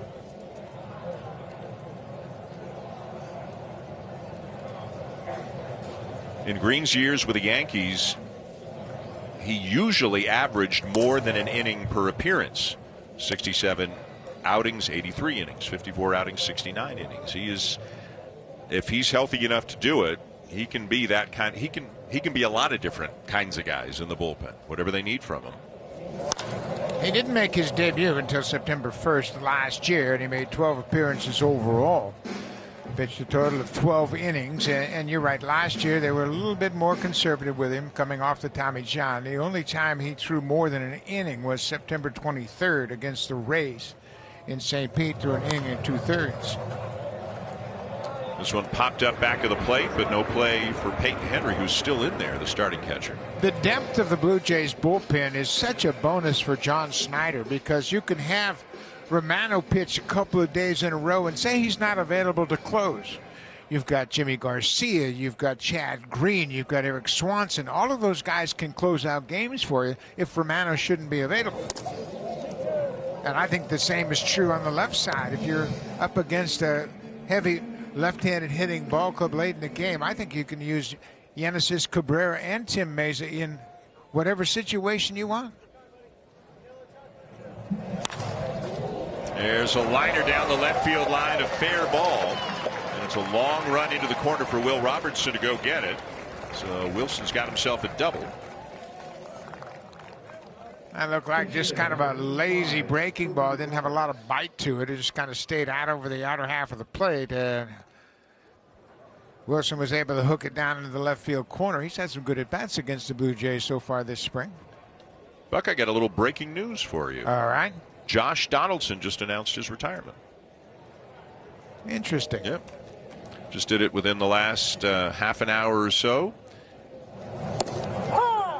Debuted in 2010 very briefly for Oakland. Became a regular in 2012. Of course, had great years for the Blue Jays from 2015 through 2018. Won the MVP in 2015 and then really moved around after that. Cleveland, Atlanta, Minnesota, the Yankees, and finished up with a brief stint with Milwaukee last year. 38 years old, and good on Josh. What a career he's had. Started out as a catcher, moved to third base, played very well defensively at third, and had a terrific bat.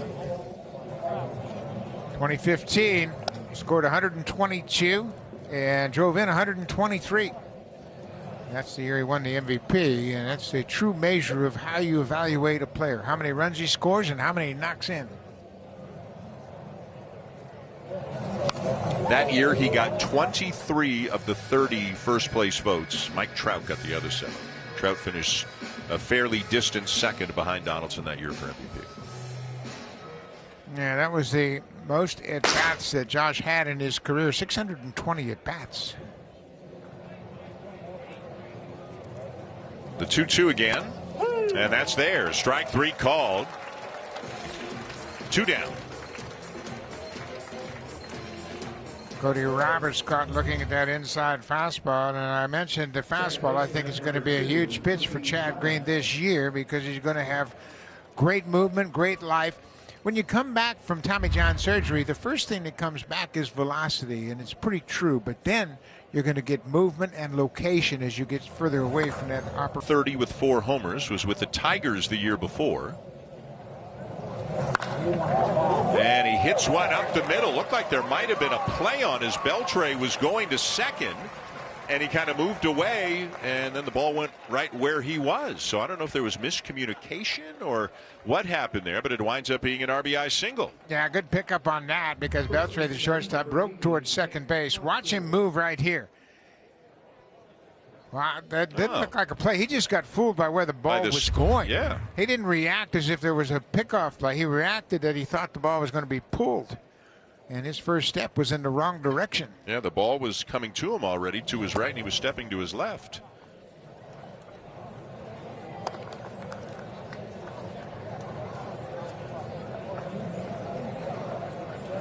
Sometimes as well, remember the infielders who have, some of the infielders have pitch comm, right? So if they know what pitch is coming, maybe they anticipate the ball being hit in one direction or another.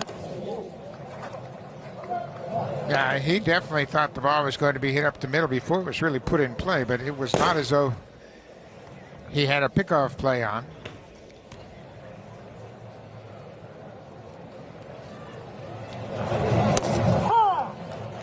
And a good breaking ball in there. It's 2-1.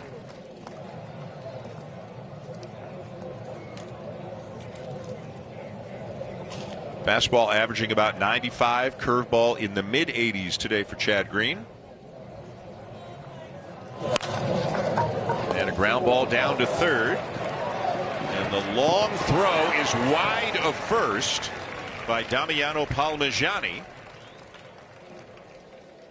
And that'll be the second error charged to the Blue Jays here today. Palmegiani did a good job of getting to this ball, but then when he straightened up and tried to make a throw across the diamond, he threw it inside the base and into the base runner, showing some good range there from foul territory. You can see the ball tails on him. De Los Santos, the first baseman, didn't have much of a chance to make a play there. So a couple of missed plays on the infield, and Chad Green is going to be done for the day. Threw the ball well. I think he'll be encouraged by his outing. Reached his pitch count at 20.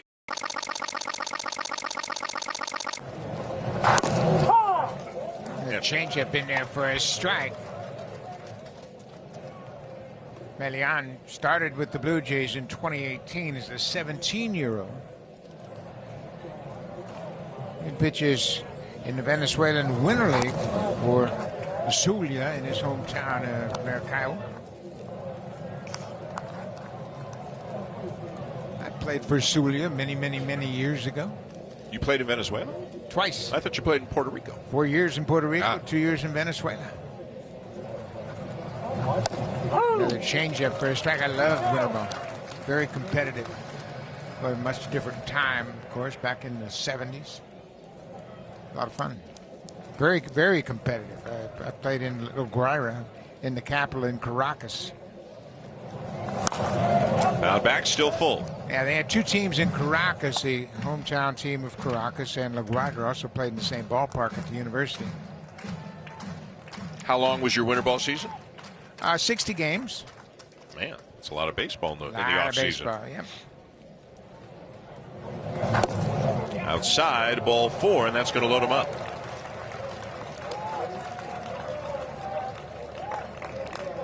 And it'll bring out the center fielder, Carlos de la Cruz, as both teams have, with the exception of Peyton Henry behind the plate, everybody who started the game is out of the game.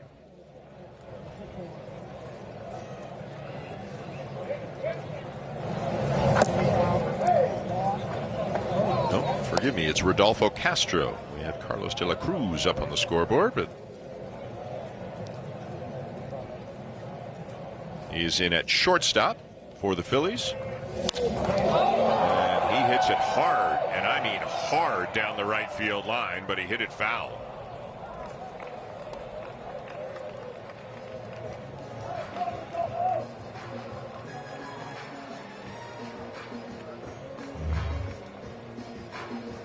Put a pretty good swing on it, and it was a foul ball from the moment he hit it. He knew he never left the batter's box. And change up again, but it missed outside. 2 balls and a strike.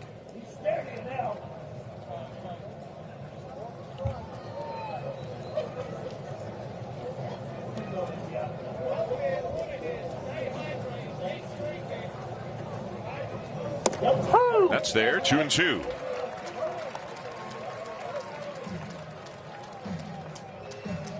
Blue Jays are in Bradenton tomorrow to take on the Pirates. Then an off day on Wednesday. They go to Lakeland Thursday to play the Tigers, and then we'll be back with you Friday when the Yankees are here. 33 games in total this spring, including 3 days where there are split squad games. Grounded down to first. De La Cruz will make the play and retire the side. Time to stretch here at TD Ballpark. The Blue Jays leading 4-2. The documentary Indian Baseball Dreams, centering around Arjun Nimala and his family. In the earlier episodes, they had gone back to India, visited family, talked about the growth of the popularity of baseball and his roots, his family's roots. And then this last episode, more about draft day and looking ahead to what everybody hopes is an extremely bright future for a very talented, now 18-year-old in Arjun Nimala. It's coming up right after the game today here on Sportsnet. Yeah, that's a pretty cool story. And he played high school baseball not far from here. Strawberry Crest High School in New Plant City. Peyton Henry's still in the game, hitting in the 9 spot, so he's staying in to get his 3rd at bat as Zach Hockey. It's appropriate for him to pitch against the Blue Jays here on Canadian television. I went to one of the Phillies PR people here, and I said, can you help me with that one? And he said, I got to text somebody. He's one of the minor leaguers. And it came back phonetically like hockey. And I said, that's perfect. We can do that. Yeah, we've had a couple of minor leaguers that aren't with the Phillies in their spring training camp, so we got to do a little extra homework. 1 ball, 2 strikes on Henry.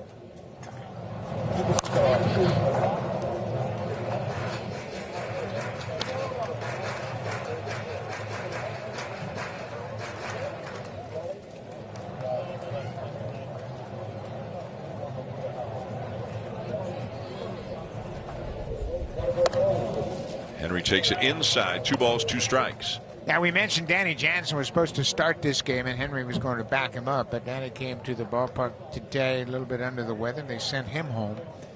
John Snyder suggested that Danny be back tomorrow. Ground ball to short. Castro will make the play. Henry retired.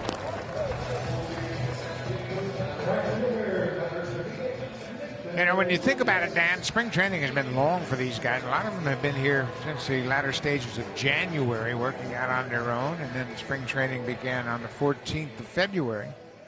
So that's your welcome off day on Wednesday, and they'll have another one on the 18th of March. Here's Nathan Lucas, and people, of course, will remember Lucas was with the team a lot of last season, didn't get much of a chance to play. Had a nice chat with Nathan today. He talked about himself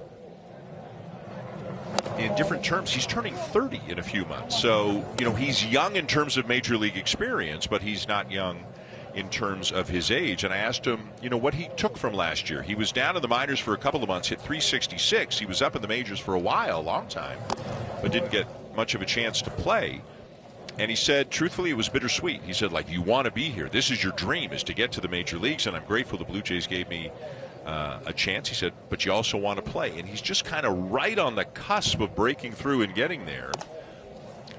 But does he have a chance to make this team at the beginning of the season? Or are the Blue Jays looking at guys like Biggio and Kiner-Falefa, who are flexible, as being their, you know, 4th and 5th outfielders, if you will?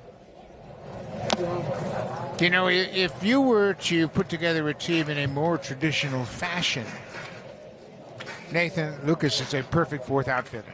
He can play all 3 outfield positions, as you see Cabrera loosening up to get some work here this afternoon. Nathan has been a terrific base hitter and a good hitter throughout his minor league career. He always gets on base, as he does here. but he can play 3 outfield positions. But nowadays, as teams construct their rosters, they're looking for versatility as opposed to more traditional 4th outfielder role. And we asked John Schneider about Lucas at his media availability earlier today. And Schneider right away said, we view him as a major leaguer. Like, we know what he is. And then he said kind of just what you said. He goes, it just kind of depends on what team you're with, whether what you do is fits a need or a spot that they have.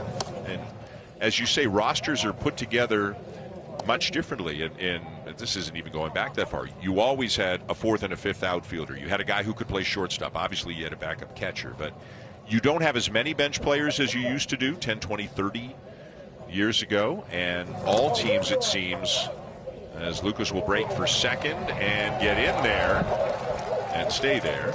But all teams really seem to value guys who can play 3-4 positions. I know this is hard to believe in nowadays, thinking about major leagues, but there were teams that used to carry 9 and 10 pitchers. And because of that, on a 25-man roster, you could have a very, very long bench. Yeah. That's not the case anymore. Every team carries 13 pitchers and 13 position players, so that limits you to just a 4-man bench. And I guess as I say it, Nathan Lucas can play 3 positions, left, center, and right. but teams are looking for guys who can play infield and outfield. Yeah. Right? Yeah. He's a good outfielder. Yeah, he's a very good outfielder. Ground ball down to third. And the throw to first. He was thinking about breaking for third. Lucas was. He was watching the third baseman all the time, but headed back to second. Yeah, third baseman took a little bit of a hesitation before he went across the diamond, and Lucas had bounced off, took an extra step toward third base, but once that throw was on its way, he had to get back to second. And one last thing about Lucas, he is on the 40-man roster, and that's the Blue Jays saying, hey, we value you. We want to keep you in the organization, but whether it manifests itself in a major league job at the beginning of the season or later on in the season, that's still unknown. Well, you mentioned he's nearing 30 years old, but he also has 2 options left. And I asked him about that, and I said, is that a curse? He said, well, it's kind of a curse and a blessing at the same time. The reason it's a blessing is other teams value the optionable player. So if somebody else had a need in the outfield and said, well, we can bring this guy into our organization, and if we need to, we can option him back to the minor leagues. And that's why he's attractive to the Blue Jays as well. That doesn't serve Nathan very well, but he understands it. Luis De Los Santos is going to flare one into shallow center. Lucas around third and will score. De Los Santos heading to second and is thrown out there to end the inning. But he does come up with an RBI single to extend the lead, and it's 5-2 Blue Jays now at the end of 7.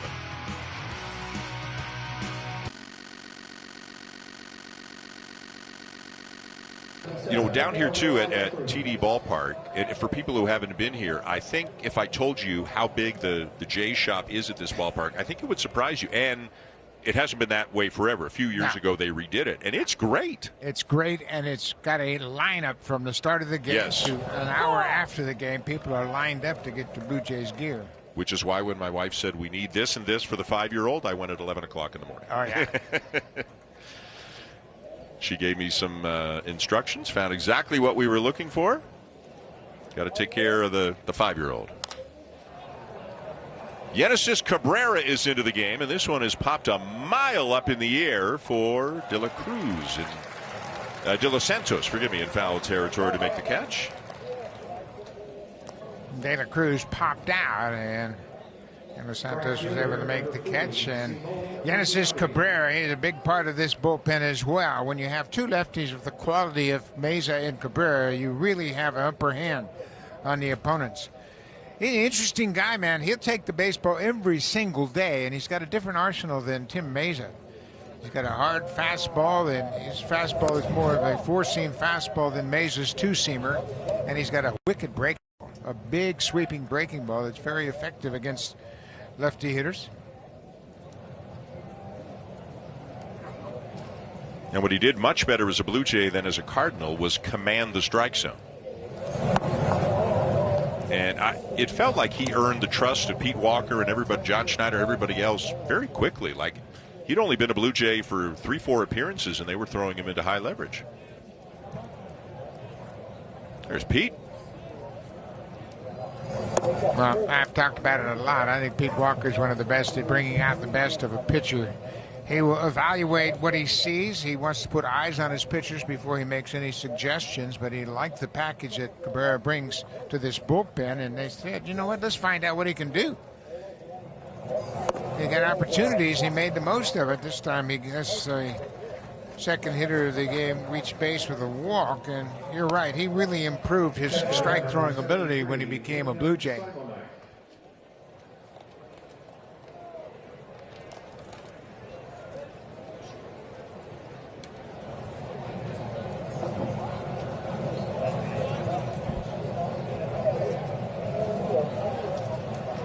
So 1 on, 1 out.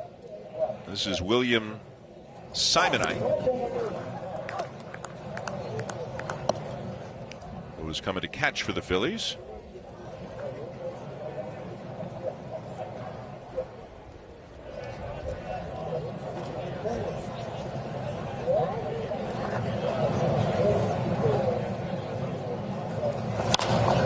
And he sends one foul out of play right side.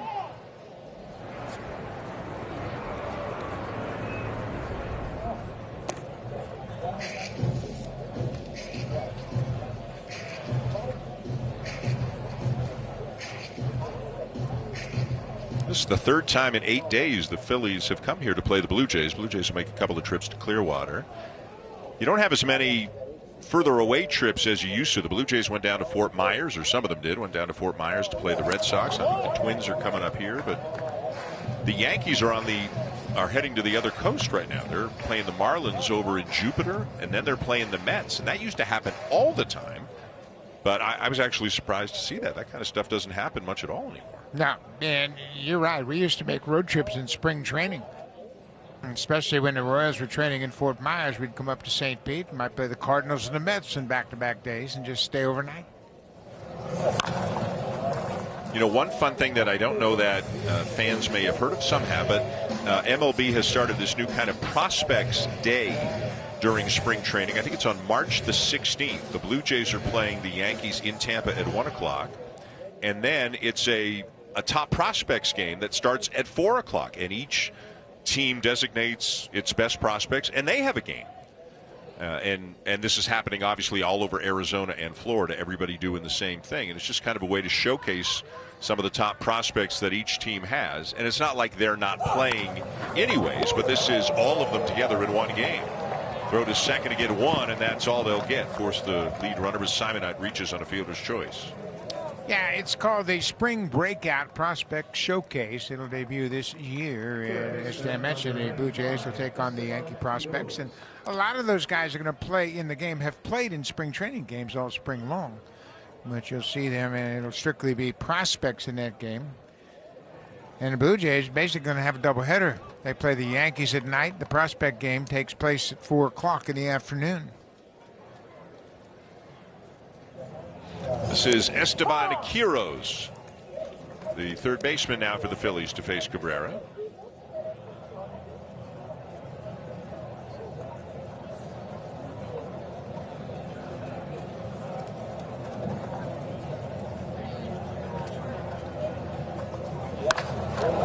And he lines one into center, and that's going to drop for a base hit. Simonite up to second.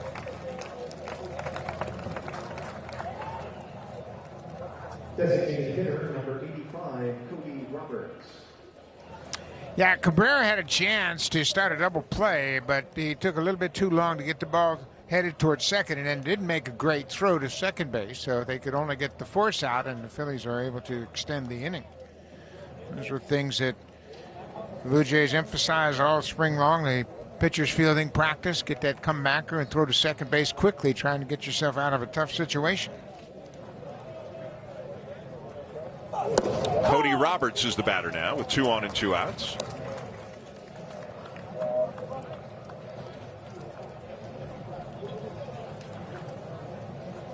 Roberts spent last year at Double-A in the Phillies system, hit .277, 6 home runs. Lays off, and it's called a strike right over the outside corner as Cabrera's out in front 0-2. Yeah, good fastball at 95, down and away. And now he can throw that wicked slider, throw it on the inner part of the plate and break it down toward that hitter's back foot. Maybe get a swing and a miss. Yeah, missed with that breaking ball down and away. Yeah, he didn't finish up that delivery and left it out over the plate. And you can see him tapping his chest as if to say, hey, that's my bat. Let's do it again. As a catcher, I like to come right back with that same pitch because the pitcher has the feel of what a bad one felt like, and he can make the adjustment on the next pitch.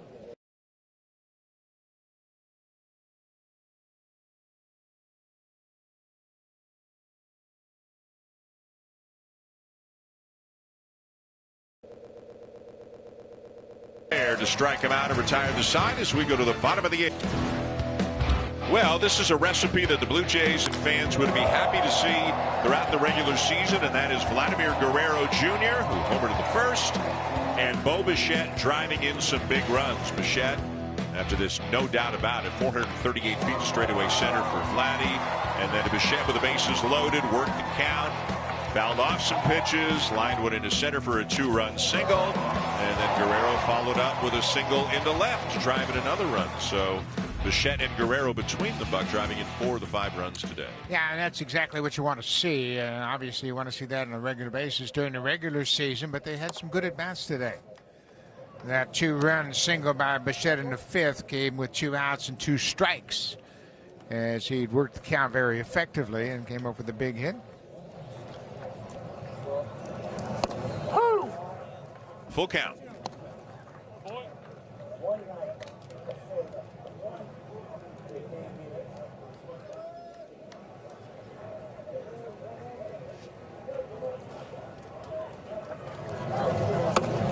And he'll take inside as well. I want to show you some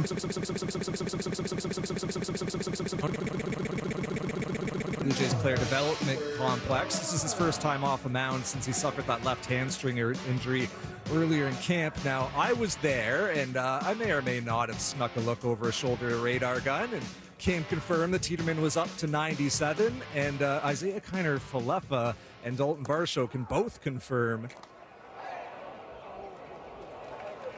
that the slider was absolutely nasty, Dan. Yusei Kikuchi also remarking after the session to me that he was jealous of Ricky Tiedemann's stuff, and Yusei Kikuchi has pretty good stuff for a lefty as well. The next steps for Tiedemann will likely be a reappearance in a game as soon as next weekend. Tiedemann just has to pass some tests this week when it comes to running and fielding his position.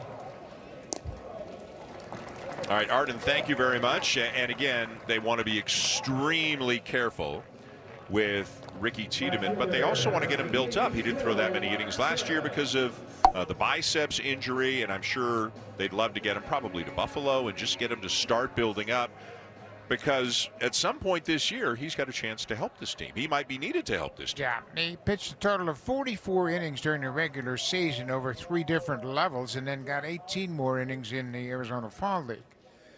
But yeah, he needs to pitch. He needs to get some innings under his belt and build his strength up. And, you know, he's still a young man, but he's had a couple of strange injuries early in his career. He won't turn 22 until August 18th. Brandon Eisert up in the Blue Jay pen. Will Robertson is the batter. At 245 with the 19 homers at AA last year, and then played very well in the Arizona Fall League. A corner outfielder.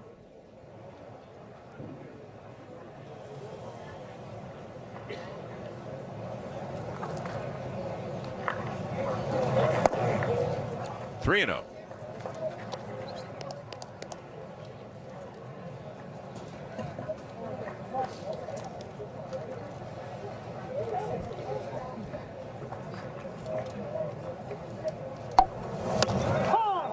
Blue Jays dealing with kind of a number of health issues right now, and hopefully none of them are too serious. But Arden just told you about Tiedemann. You know about the hamstring thing. We talked about Kevin Gausman with the shoulder fatigue that he experienced in his side. With Manoah having a little shoulder thing as well. Kevin Biggio trying to come back from a shoulder situation. Yeah, and you're going to need these guys back within the next week or so they can legitimately have a chance to be ready for opening day, you need to get the pitchers back on the mound.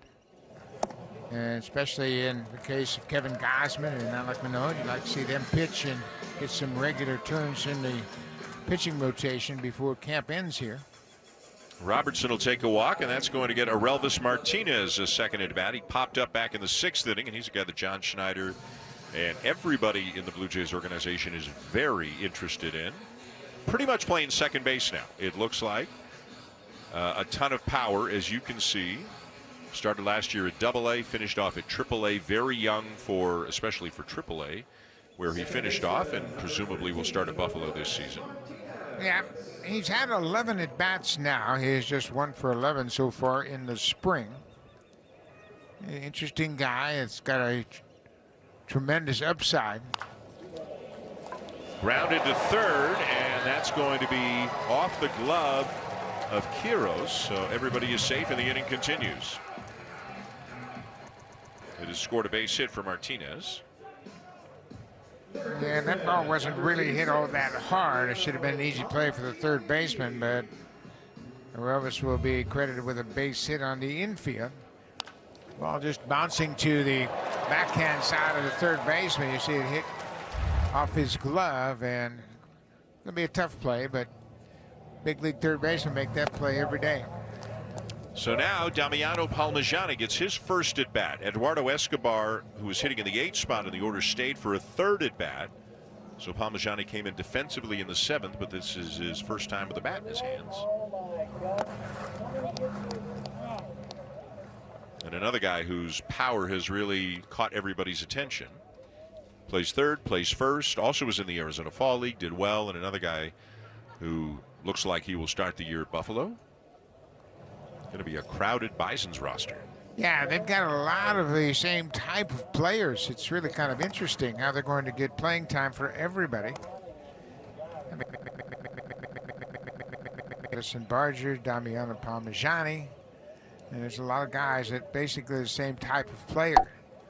Ernie Clement's in that mix as well. Of course, somebody's going to make the big league team.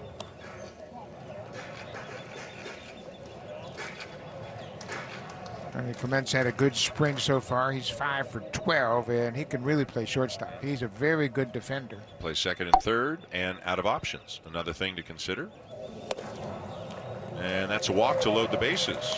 I thought Clement showed very well with the Blue Jays last year when he got the opportunity. He did play well. And remember, he played at the time when Bo was hurt. Came in and played regular at shortstop and did a very good job. So the bases are loaded now with 2 down for Andres Sosa. A 26-year-old who last year split time between high A and double A. It's almost rare to look up a minor leaguer's numbers, and he spent the whole season at one level. Yeah. Everybody's moving around a lot. Yeah, years ago, you would have players just play one season at the A-ball. Next year, he'd play all year at AA, and the third year, play all year at AAA. When you look at Don Mattingly's minor league career, that's kind of what he did. And he was a regular player at all those different stops, and he put a terrific foundation under his belt before he ever got to the big leagues. Remember, Wade Boggs was kind of the same way, where they just go step by step by step, back when they felt like yourself a bunch of at-bats before we challenge you to hit big league pitching. Not the same anymore.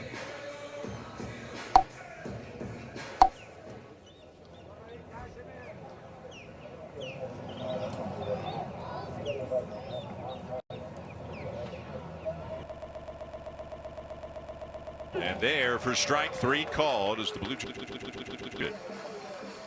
So we'll go to the 9th here in Dunedin when we come back.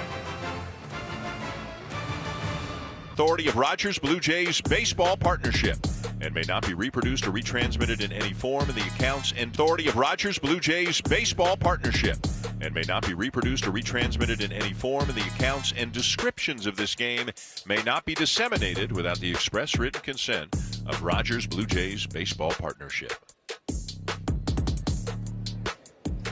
Ninth inning here in Dunedin. The Blue Jays up 5-2 on the Phillies. The new pitcher is left-hander Brandon Eisert. Eisert pitched at Oregon State University in Corvallis, Oregon. He was drafted by the Blue Jays, and he finished up his season last year at AAA Buffalo. Actually pitched all season at Buffalo and finished up in 22 pitching AAA as well. So here's a guy he's gotten as far as he can get without breaking through to the major leagues. 2 full years at Buffalo, almost exclusively as a reliever. So behind Meza and Cabrera, the next two would appear to be Brendan Little and Brandon Eisert. Yep, Eisert's pitching for the 4th time this spring. He's pitched a total of 2 2/3 innings since getting his opportunity. Cody Clemens with a base hit through the right side.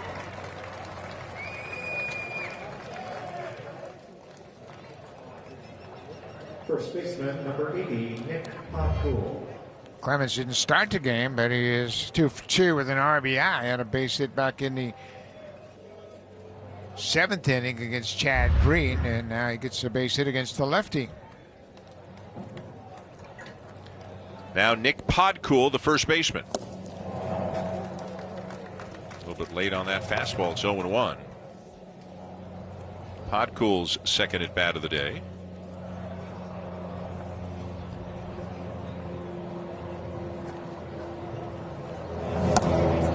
Off the corner.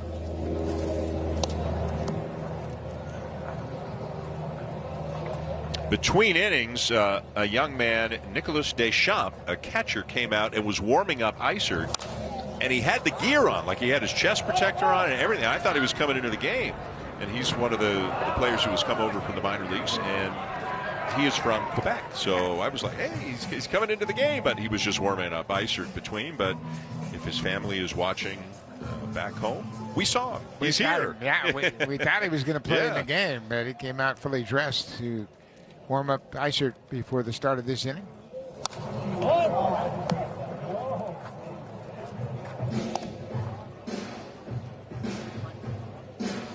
That's always a thrill for minor leaguers when they get called upon, even though they don't probably have a chance to get in the game, to come over and watch a big league game and sit in the bullpen with the big leaguers, a chance to experience that.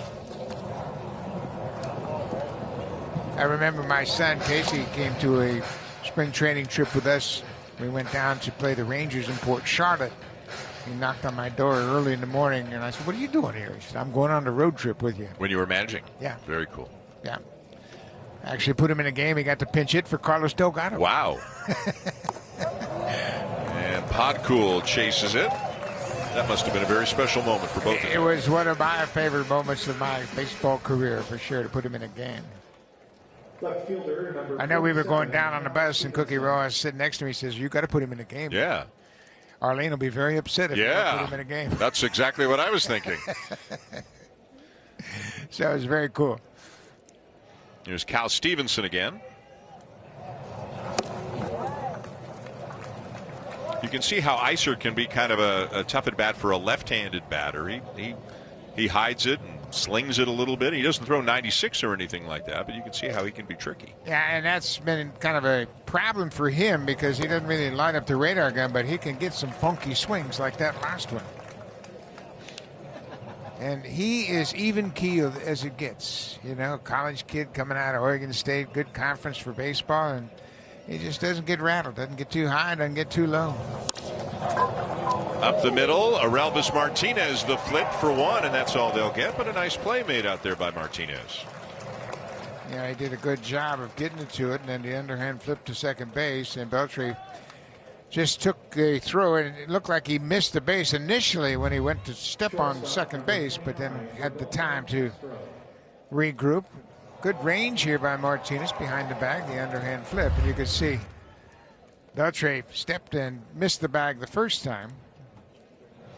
So 2 down in the 9th inning, and here's Rodolfo Castro for the Phillies, with the Blue Jays an out away from a win here today. Again, they're in Bradenton tomorrow against the Pirates, off day Wednesday, in Lakeland Thursday against the Tigers, and we're back with you Friday when they play the Yankees.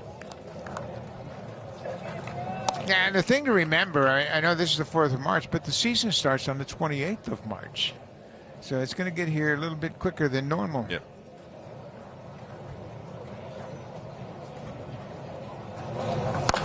Well, anybody old enough to remember 1977 can tell you what the date of the first game was. April 7th.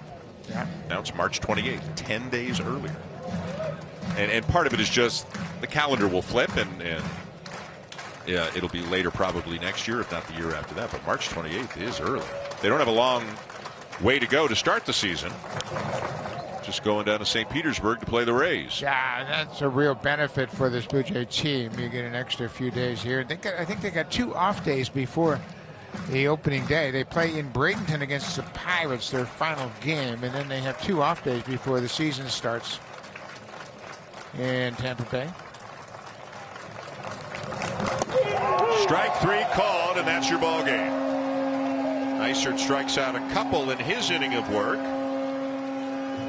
And the Blue Jays, they use a lot of their mainstay relievers, some of the minor leaguers as well. Everybody shows pretty well. Guerrero and Bichette drive in a couple. Vladdy homered in this game, and a chance to fist bump and high five with a 5-2 win here today. Yeah, Rob Thompson, they have been here a lot. The Phillies have played the Blue Jays quite a bit, but you mentioned the pitching, and how about Vladdy Guerrero going deep for the first time? Bo Bichette with a couple of good RBIs, and overall a good win for the Blue Jays, and the regulars, they got a lot of work today. So Thursday evening, when the Blue Jays are at Lakeland, you can see the game via the Tigers broadcast team. We'll be back with you here in Dunedin Friday when the Yankees are here. Indiana Baseball Dreams, the 4th and final installment covering Arjun Nimbala and Draft Day, is coming your way right now here on Sportsnet.